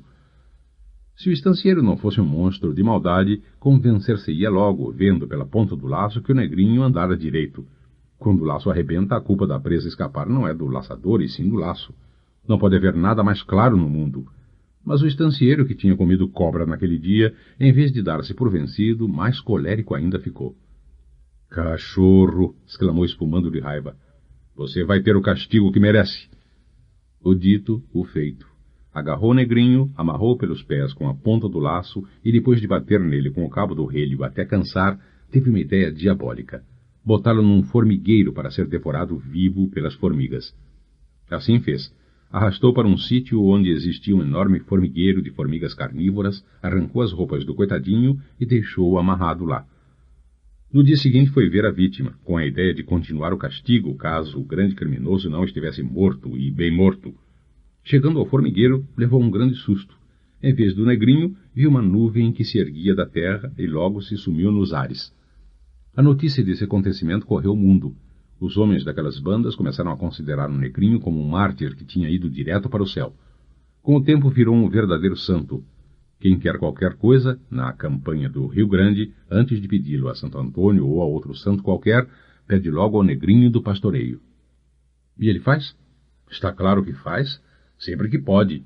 Como sofreu muito, sabe avaliar os apertos dos outros e ajuda-os no possível. 17. Meia-noite. Nesse ponto da prosa, a flor que servia de relógio abriu-se toda. É hora, exclamou Saci. Estamos justamente no meio da noite. Apesar de valente, Pedrinho não deixou de sentir um certo arrepio pelo corpo. Primeira vez na vida em que ia passar uma noite inteira na mata, e não seria uma noite comum, pelo que dizia o Saci. Não se arreceie de coisa nenhuma. Deixe tudo por minha conta, que nada de mal há de acontecer, disse o Saci, correndo os olhos em redor, como em procura de alguma coisa. Venha comigo. Há ali uma peroba minha conhecida, onde encontraremos o melhor dos refúgios. De fato, na tal peroba havia um oco, a 12 pés acima do chão, muito próprio para esconderijo. Dentro dele, os dois acomodaram-se à vontade e de modo a tudo poderem ver, sem perigo de serem vistos. Muito bem, disse o menino. Mas só quero saber como poderei enxergar qualquer coisa de noite dentro desta floresta que de dia já é tão escura. Para tudo há remédio, foi a resposta do Saci. Espalharei pelas árvores vizinhas centenares de lanternas vivas, de modo que você enxergará como se fosse dia. Mas antes é preciso que coma estas 7 frutinhas vermelhas, concluiu apresentando ao menino um punhado de frutinhas do tamanho de amoras bravas. Pedrinho desconhecia aquelas frutas e foi com uma careta que mordeu a primeira, tão amarga era. Mas comeu as 7, e logo em seguida sentiu uma deliciosa tonteira invadir-lhe o corpo, deixando-o num esquisito estado de consciência jamais sentido. Era como se estivesse dormindo acordado. Enquanto isso, o Saci repetiu em tom diferente o assobio com que chamara o serra-pau. Mas dessa vez não veio serra-pau nenhum, sim uma enorme quantidade de vagalumes, dos grandes e dos pequenos. Vieram e foram pousando nas folhas e galhos das árvores vizinhas, como se algum invisível guia lhes estivesse a indicar os lugares. O coração da floresta clareou num círculo de 100 metros de diâmetro, como se fosse batido pelo luar da lua cheia. Pedrinho estava a gozar o espetáculo da floresta iluminada pelas lanterninhas vivas, quando surgiu na claridade o primeiro Saci. E logo outro, e todo um bando de mais de 100. Começaram a pular, a dançar e a conversar numa linguagem que o menino muito sentiu não entender. Estão combinando as travessuras que vão fazer durante a noite. Daqui a pouco todos partem, só ficando os pequeninos que ainda não podem correr muito, explicou Saci, cochichando-lhe ao ouvido. Pedrinho enxergou um de cara chamuscada, com certeza o que fora vítima da explosão do pito do tio Barnabé. Mas os sacis foram se dispersando, de modo que, ao cabo de alguns minutos, só se viam por ali os pequeninos, como camundongos. — Para onde foram? — perguntou Pedrinho. — Eles espalharam-se por toda a parte. Ainda está por haver um lugarzinho onde Saci não entre. — Até nas garrafas, disse o menino sorrindo. 18. Saída dos sacis. Nem em sonhos Pedrinho jamais esperou que pudesse observar um quadro mais curioso. Aqueles minúsculos capetinhas eram as mais travessas e irrequietas criaturas que se possam imaginar. Não paravam um só instante.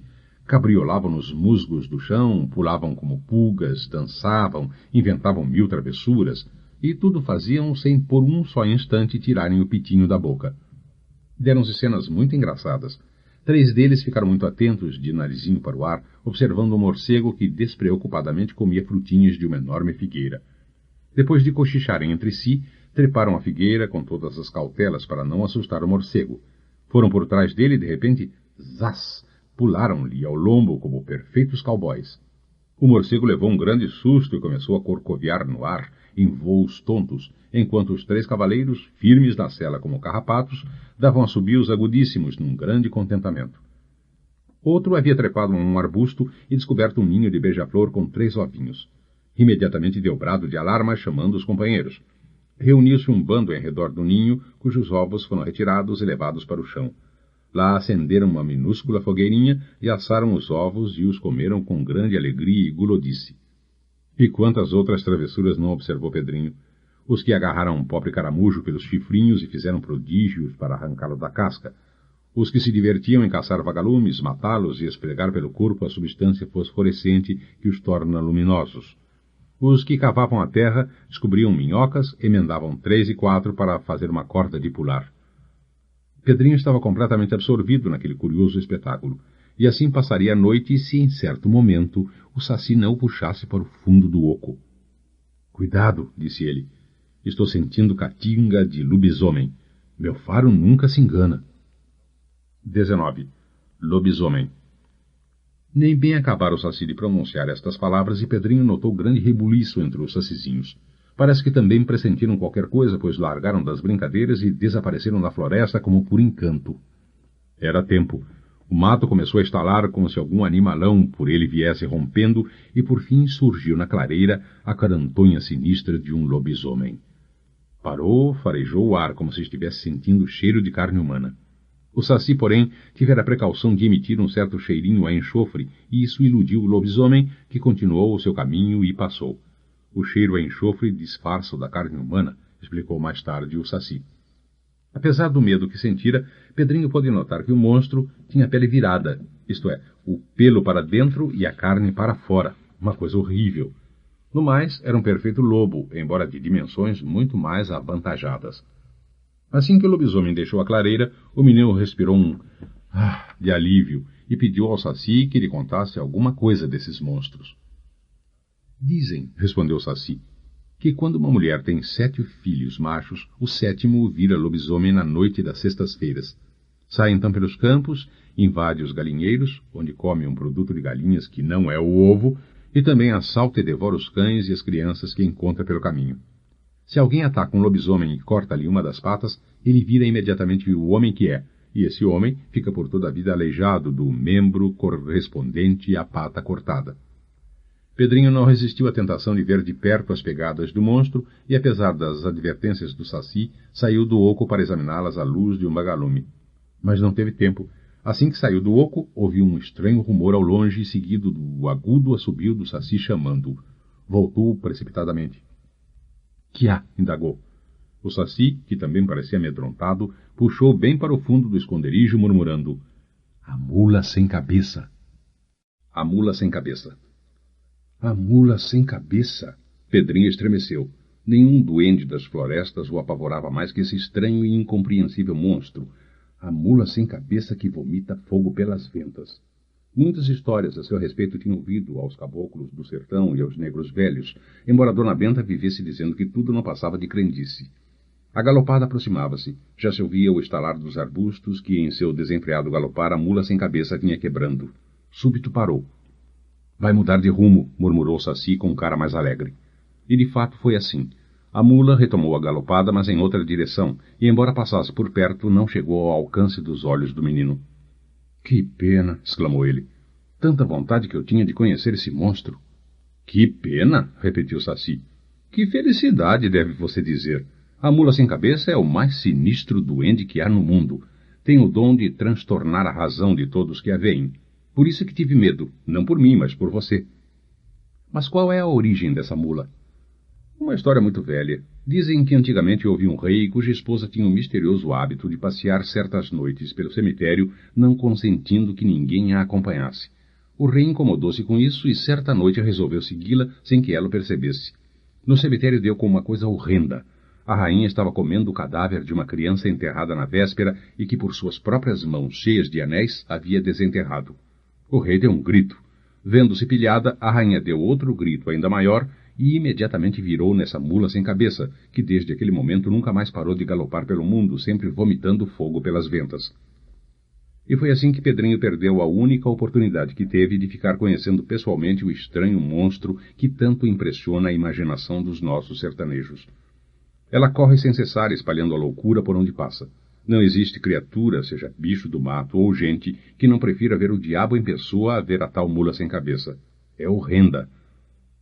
Mas como será que vomita fogo pelas ventas, se as ventas estão na cabeça e ela não tem cabeça?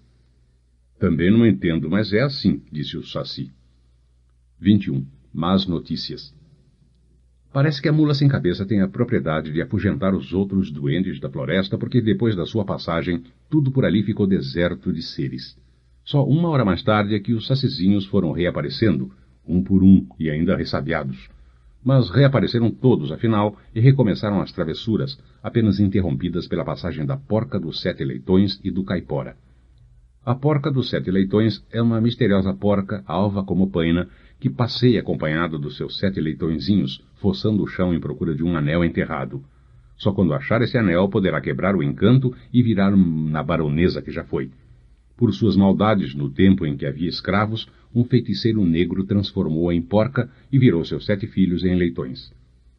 O caipora é um duende peludo, meio homem, meio mono, que costuma cavalgar os porcos do mato e deter os viajantes para exigir fumo. Aquele que por ali passou vinha montado num soberbo queixada de enormes presas salientes, tão corpulento e forte que para passar nem se desviava das pequenas árvores, ia derrubando-as. Nisto, um pio de coruja fez-se ouvir de perto. O Saci apurou os ouvidos com cara de quem não estava gostando nada daquilo. Aquela coruja está me chamando, e está dando sinal de que aconteceu qualquer coisa lá no sítio de Dona Benta. Tenho de ir ver o que é. — E vai me deixar sozinho aqui? — murmurou o menino de dentro de seu esconderijo, procurando dominar o medo. Com um amigo perneta ao lado, sentia-se seguro.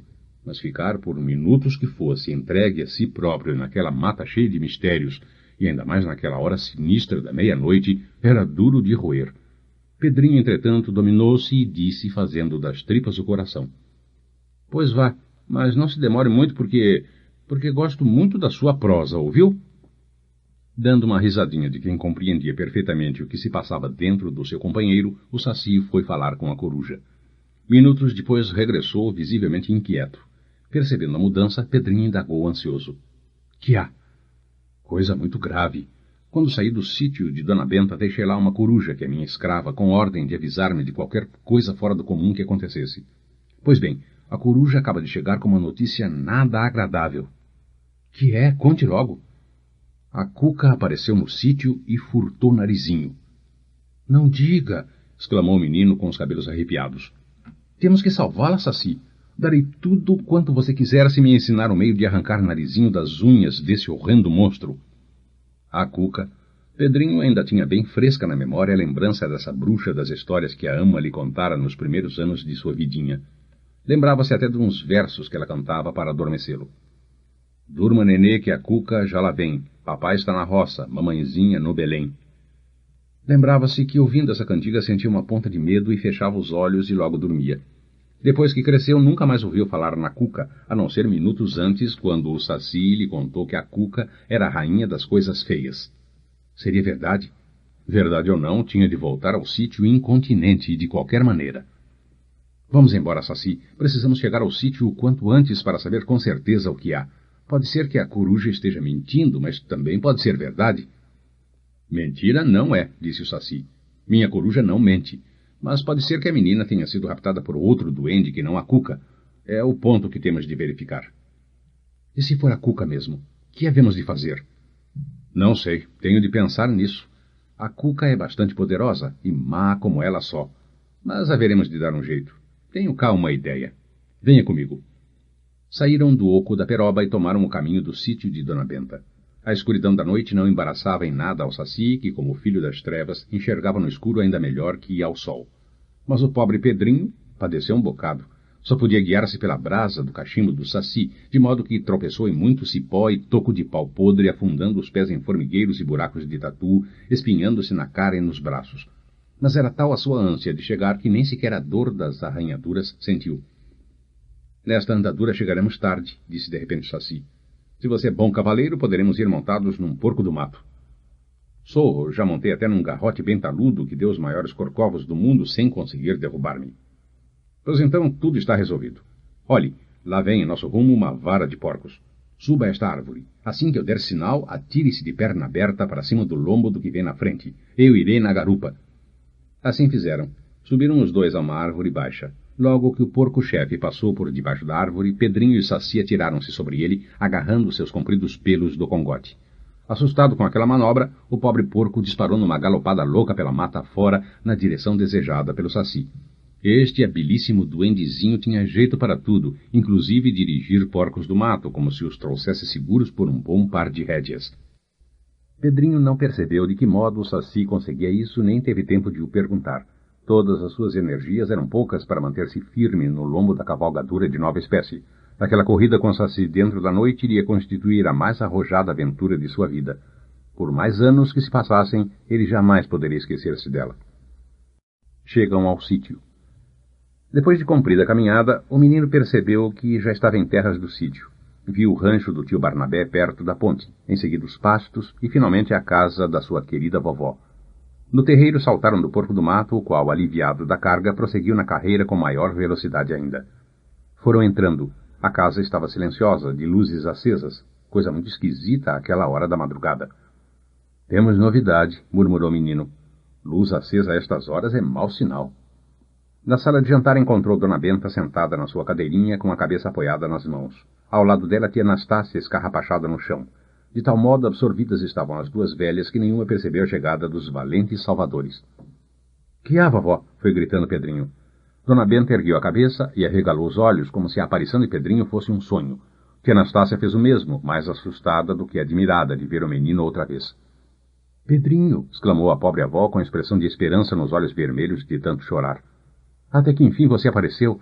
Estava eu aqui desesperada, porque perder um neto já era demais, mas perder 2 seria coisa acima das minhas forças. Perder 2? Quer dizer que Narizinho sumiu? Sim, meu filho. Logo que você desapareceu desta casa da maneira mais misteriosa, nada dizendo a ninguém, Narizinho saiu a dar uma volta pelos pastos, para ver se o encontrava. Andou por lá gritando Pedrinho, Pedrinho, uma porção de tempo, até que de repente se calou. Julgamos que tivesse achado o Pujão e ficamos muito contentes.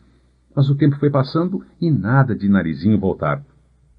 Tia Anastácia e eu demos uma volta pelo pasto. Chegamos até a casa do tio Barnabé e nada. Isso às 3 horas da tarde. Já são 2 da madrugada e não tivemos ainda o menor indício de onde possa estar a coitadinha da minha querida neta. Dizendo isto, Dona Benta rompeu de novo em choro, acompanhada de tia Anastácia. Pedrinho contou onde estivera e, depois de consultar em segredo o Saci, consolou Dona Benta e a Preta, dizendo que sabiam onde Narizinho estava e iam buscá-la. É verdade isso ou você está fantasiando para me consolar? Pedrinho, que nunca mentia, sentiu tanto dó das pobres velhas que pela primeira vez na vida resolveu enganá-las com uma mentira de bom tamanho. Deu uma risada e disse: Não se assuste, vovó. Narizinho e eu resolvemos pregar uma grande peça na senhora, mas essa peça é um segredo que não posso contar. Só amanhã, ao clarear do dia. E deu uma grande risada. Dona Benta sossegou um pouco e ralhou severamente com o menino, fazendo ver o transtorno que aquela estranha surpresa lhe causara. Disse que sofria do coração e que, se coisas assim se repetissem, o certo era ir para a cova antes do tempo. Pedrinho sossegou-a como pôde e saiu para o terreiro gritando que se acalmasse, porque dentro de 1 ou 2 horas estaria de volta com a menina. Lá no terreiro, só com o Saci outra vez, voltou-se para ele e disse: E agora, amigo Saci, que iremos fazer? Estou armando o meu plano, respondeu o diabrete. Já fiz uma inspeção pela casa toda e pelo terreiro. Estou na pista do raptor. Raptor? Repetiu o menino, sem nada compreender. Sim, Narizinho foi raptada pela Cuca. Descobriu o rastro da horrenda bruxa perto da porteira. Temos de ir à caverna onde mora a Cuca e ver o que há. Mas se a Cuca é poderosa como você diz, que poderemos fazer? Não sei. Lá veremos. O que é preciso é não desanimar. Se ela é poderosa, eu sou astucioso. A astúcia inúmeras vezes vence a força. Faça das tripas coração e acompanhe-me. O mal foi termos deixado escapar o porco que nos trouxe. Precisamos descobrir nova montaria. Isso é fácil. O meu cavalinho Pangaré está no pasto de dentro. Manso como é, poderemos pegar e cavalgá-lo em pelo. Pois vamos pegar o Pangaré, concordou Saci. Não foi difícil. Logo que o cavalinho reconheceu o dono, veio na direção dele no trote. Pedrinho montou com o Saci na garupa e lá partiu na galopada.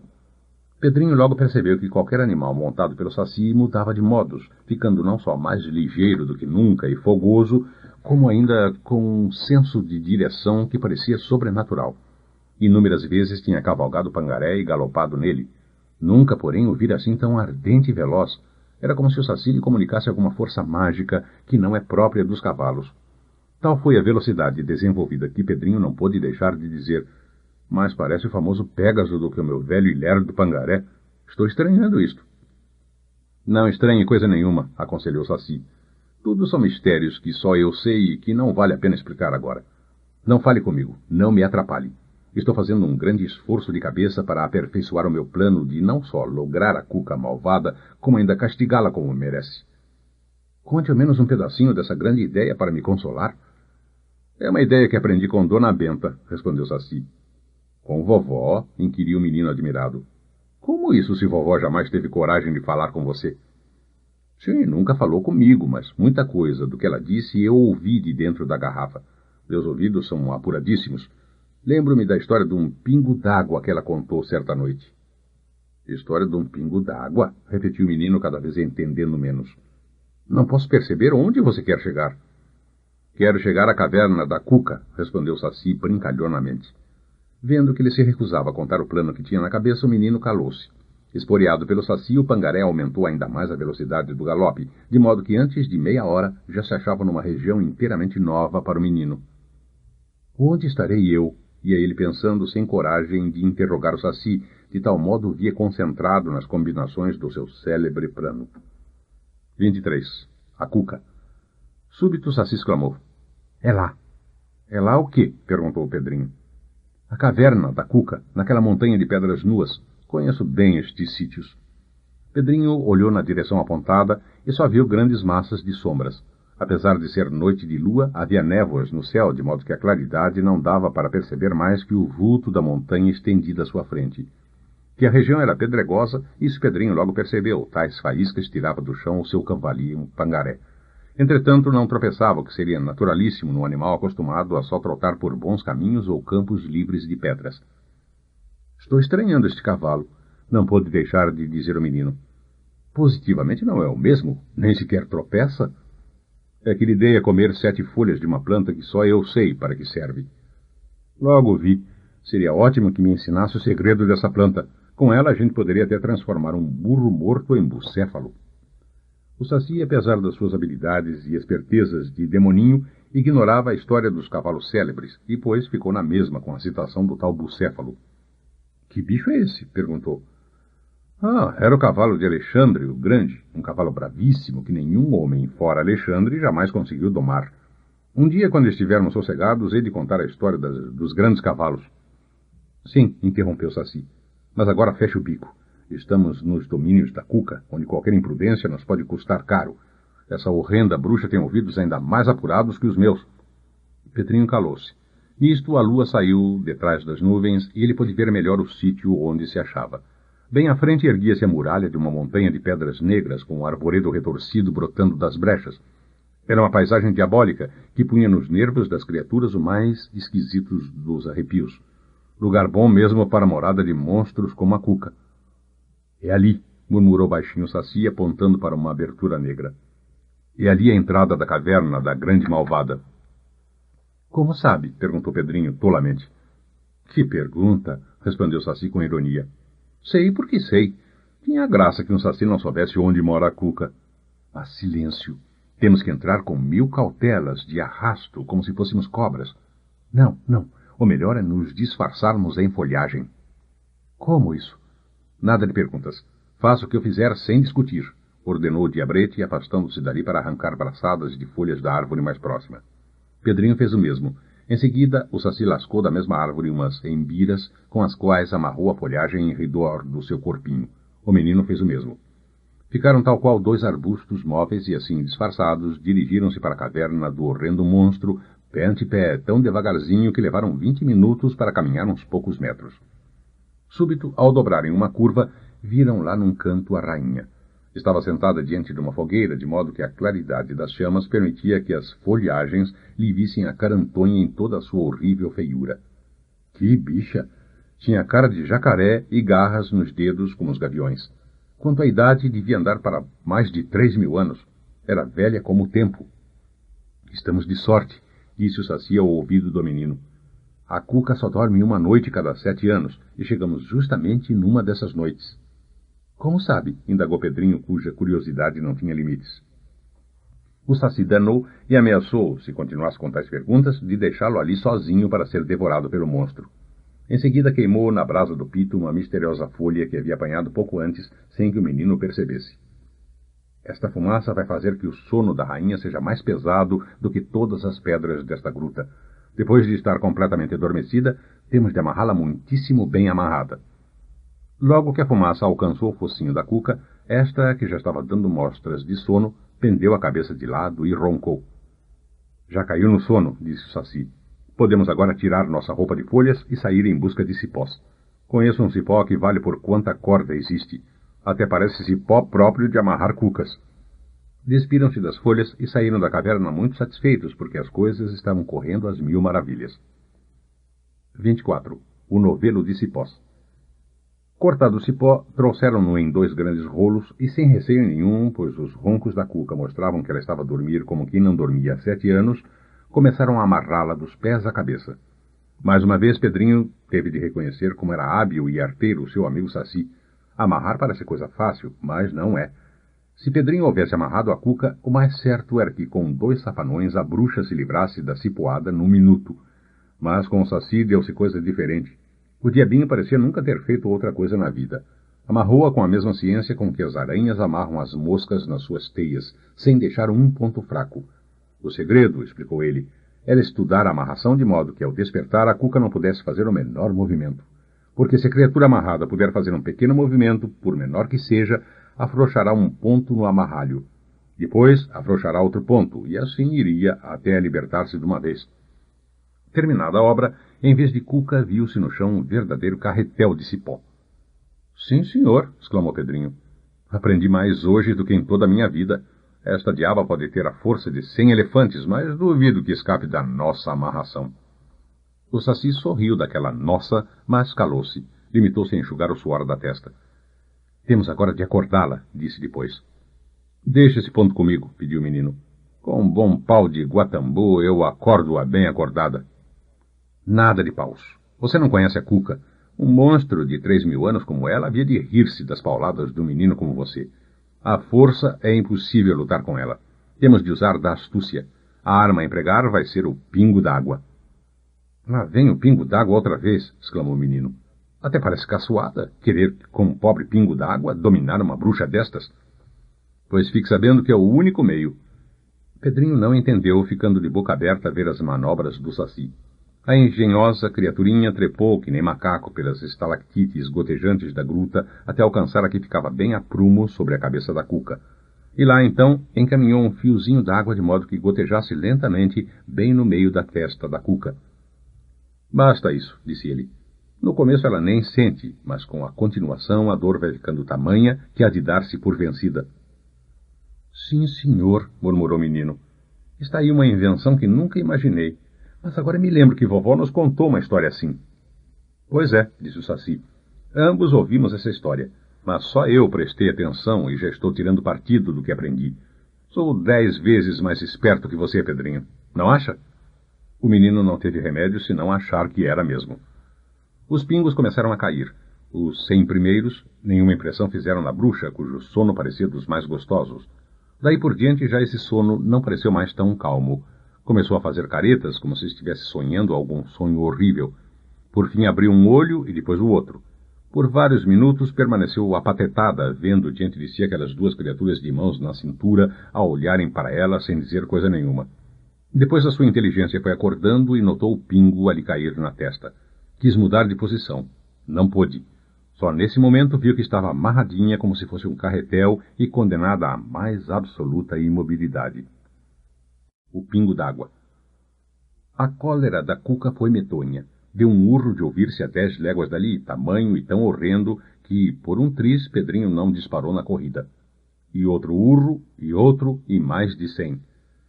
Berre, demônio! Gritou Saci. Berre até arrebentar. Pingo d'água não tem ouvidos, nem tem pressa. Esse que botei pingando nessa horrenda carcaça vai divertir-se em pingar no mesmo lugarzinho por 100 anos, se for preciso. Sei que Cuca é bicho duro, mas quero ver se pode com um pingo d'água que não tem pressa nenhuma, nem tem outra coisa a fazer na vida senão pingar, pingar, pingar. A dor que a queda de um pingo atrás do outro já estava causando nos miolos da bruxa começava a crescer ponto por ponto. Cada novo pingo era um ponto mais de dor. Naquele andar, ela não suportaria o suplício nem um mês, quanto mais os 100 anos com que a ameaçara o Saci. Parem com esse pingo d'água, berrou a bruxa. O Saci deu uma risada de escárnio. Parar? Tinha graça. Se estamos apenas começando, como quer você que paremos? Já arrumei tudo de modo que o pingo pingue durante 100 anos, e se não for suficiente, arranjarei as coisas de modo que depois desses 100 anos pinguem outros 100. 200 anos de pingo na testa parece uma boa conta, não acha? A Cuca ainda urrou como 100.000 onças feridas, e espumou de cólera, e ameaçou céus e terras. Por fim, viu que estava fazendo papel de boba, pois havia encontrado afinal um adversário mais inteligente do que ela, e disse, parem com esse pingo que já está me pondo louca. Tenho um dó de uma pobre velha. Pobre velha? Ah, coitadinha. Quem não a conhece que a compre, bruxa de uma figa. Só pararemos com a água se você nos contar o que fez de narizinho. Exclamou a bruxa, percebendo afinal a causa de tudo aquilo. Já sei. Pois se sabe, desembuche. Do contrário, a sua sina está escrita. Há de morrer no maior suplício que existe. E nada de tentar enganar-nos. É ir dizendo onde está a menina o mais depressa possível.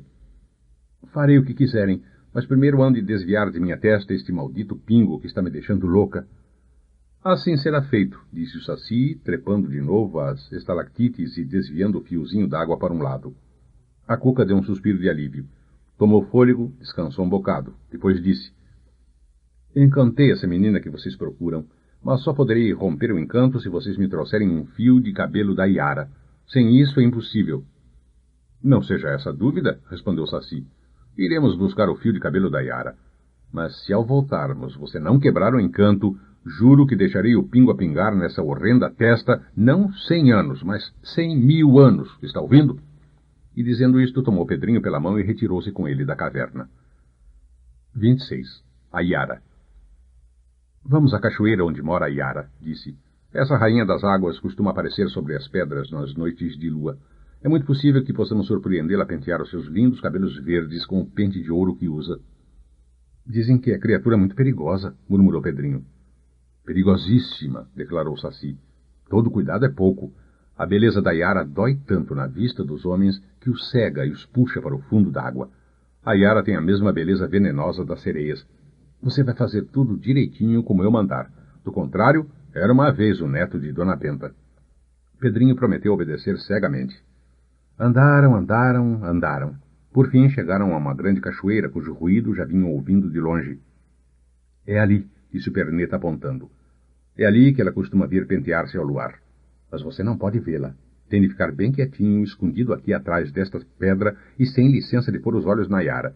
Se não fizer assim, há de arrepender-se amargamente. O menos que poderá acontecer é ficar cego. Pedrinho prometeu e, de medo de não cumprir o prometido, foi logo tapando os olhos com as mãos. O Saci partiu, saltando de pedra em pedra, mas logo desapareceu por entre as moitas de samambaias e begônias silvestres. Vendo-se só, Pedrinho arrependeu-se de haver prometido conservar-se de olhos fechados. Já tinha visto o lobisomem, o caipora, o curupira, a cuca. Por que não haveria de ver a Yara também? O que diziam do poder fatal dos seus encantos, certamente que era exagero. Além disso, poderia usar um recurso, espiar com um olho só. O gosto de contar a toda a gente que tinha visto a famosa Yara valia bem um olho. Assim pensando e não podendo por mais tempo resistir à tentação, fez como Saci. Foi pulando de pedra em pedra, seguindo o mesmo caminho por ele seguido. Súbito, estacou como fulminado pelo raio. Ao galgar uma pedra mais alta do que as outras, viu a 50 metros de distância uma ninfa de deslumbrante beleza, em repouso numa pedra verde de limo, a pentear com um pente de ouro os longos cabelos verdes cor do mar. Mirava-se no espelho das águas que naquele ponto formavam uma bacia de superfície parada. Em torno dela, centenas de vagalumes descreviam círculos no ar. Era uma coroa viva da rainha das águas. Joia bela assim, pensou Pedrinho. Nenhuma rainha da terra jamais possuiu. A tonteira que a vista da Yara causa nos mortais tomou conta dele. Esqueceu até do seu plano de olhar com um olho só. Olhava com os dois, arregaladíssimos, e 100 olhos que tivesse, com todos os 100 olharia. Enquanto isso, ia o Saci se aproximando da mãe da água cautelosamente, com infinitos de astúcia para que ela nada percebesse. Quando chegou a poucos metros de distância, deu um pulo de gato e nhoque, furtou-lhe um fio de cabelo. O susto da Yara foi grande. Desferiu um grito e precipitou-se nas águas, desaparecendo. O Saci não esperou por mais. Com espantosa agilidade de macaco, aos pinotes, saltando as pedras de 2 em 2, de 3 em 3, no momento se achou no ponto onde Pedrinho, ainda no deslumbramento da beleza, jazia de olhos arregalados, imóvel, feito uma estátua. Louco! Exclamou Saci, lançando-se a ele e esfregando-lhe nos olhos um punhado de folhas colhidas no momento.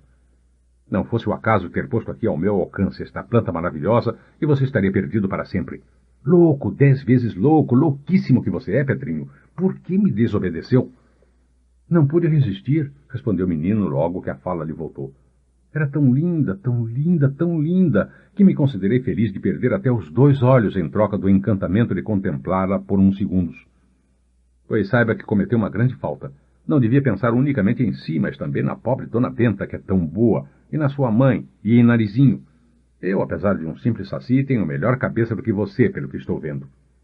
Aquelas palavras calaram ao menino, que nada teve a dizer, achando que realmente o saci tinha toda a razão. Bem, continuou o duendezinho, agora que o perigo já passou, trataremos de voltar à à caverna da Cuca, e depressa antes que amanheça. E lembre-se que prometemos a Dona Benta estar no sítio com a menina sumida logo ao romper da manhã. 27. Na caverna da Cuca. Voltando os dois na maior pressa para os domínios da Cuca, encontraram-na com um estranho ar de riso na horrenda boca a falar sozinha, como se estivesse muito satisfeita da vida. Assim, porém, que os viu de novo por lá, a bruxa estremeceu, e o seu sorriso transformou-se numa careta de cólera e desespero. Conseguiram voltar? Exclamou, traindo seus maus pensamentos. Está claro que sim, respondeu Saci. Que trouxeram o fio de cabelo da Yara? Está claro que sim, repetiu Saci. Ei-lo aqui, disse, apresentando a horrenda megera o verde fio de cabelo da mãe d'água. A cuca contorceu-se toda dentro do novelo de cipós num supremo arranco para libertar-se daquela prisão. Nada conseguindo, pôs-se a vociferar e a soltar pela horrível boca uma espuma venenosa. Aquela história da Yara e do fio de cabelo tinha sido apenas um embuste de que lançara a mão para perder o menino e o Saci, na certeza de que nenhum deles resistiria aos encantos da Yara. Mas vendo que se tinha enganado, debatia-se no maior acesso de cólera e desespero, sentindo-se completamente vencida. E por quem? Por um menino de 9 anos e mais um sacizinho. Entretanto, pérfida como era, tentou ainda usar de astúcia. Acalmou-se e disse num tom muito amável. Muito bem, mas esse fio de cabelo da Yara não basta para romper o encanto da menina. Preciso ainda de um fio de barba do caipora. Perfeitamente, senhora Cuca. Ali em cima daquelas estalactites está o fio de barba do caipora de que você precisa, disse o Saci apontando para o pingo d'água. Vou já buscá-lo.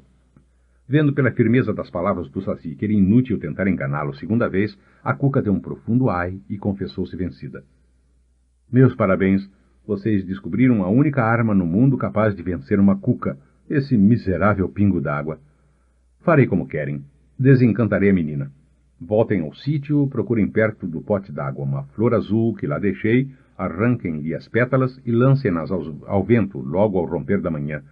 Narizinho que deixei transformado em pedra reaparecerá aí imediatamente. E se isso for um embuste, como da primeira vez? Perguntou Pedrinho.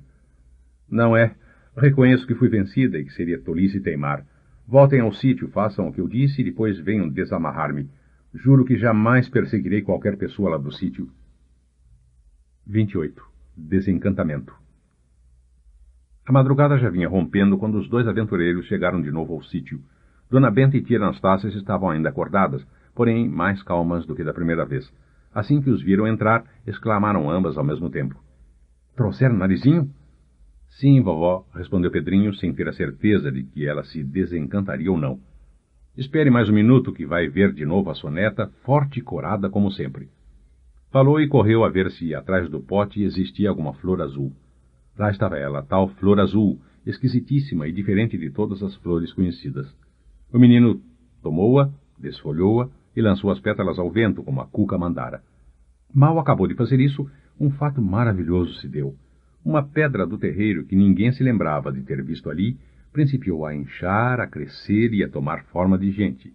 Segundos depois, essa forma de gente começou a apresentar os traços de Narizinho, que por fim reapareceu tal qual era, forte e corada como o Pedrinho prometera a Dona Benta. Foi uma alegria. As duas velhas atiraram-se à menina e choraram quantas lágrimas ainda tinham dentro de si, mas desta vez do mais puro contentamento. Então, minha filha, que foi que aconteceu? Perguntou Dona Benta.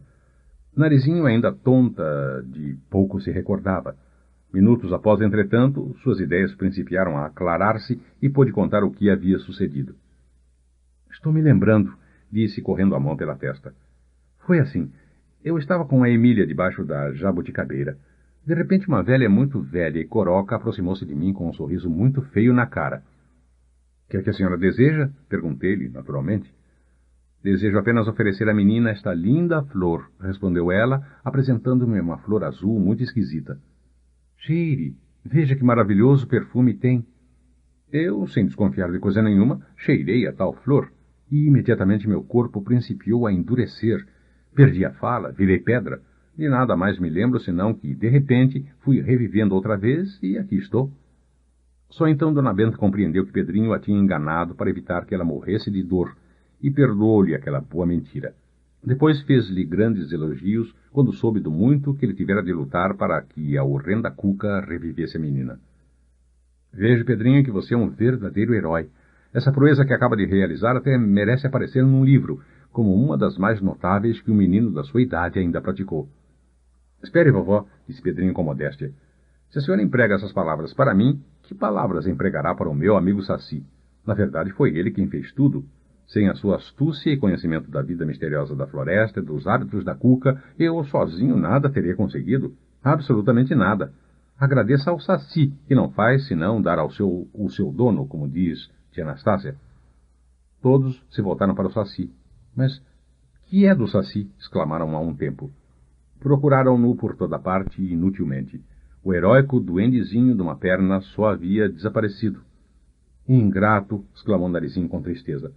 Foi-se embora sem nem ao menos despedir-se de mim? De noite, porém, ao deitar-se, verificou que havia sido injusta. Em cima do travesseiro encontrou um raminho de miosótis que não podia ter sido posto lá senão pelo Saci. Miosótis em inglês é Forget Me Not, que significa Não te esqueças de mim. Que alma poética ele tem, murmurou a menina comovida.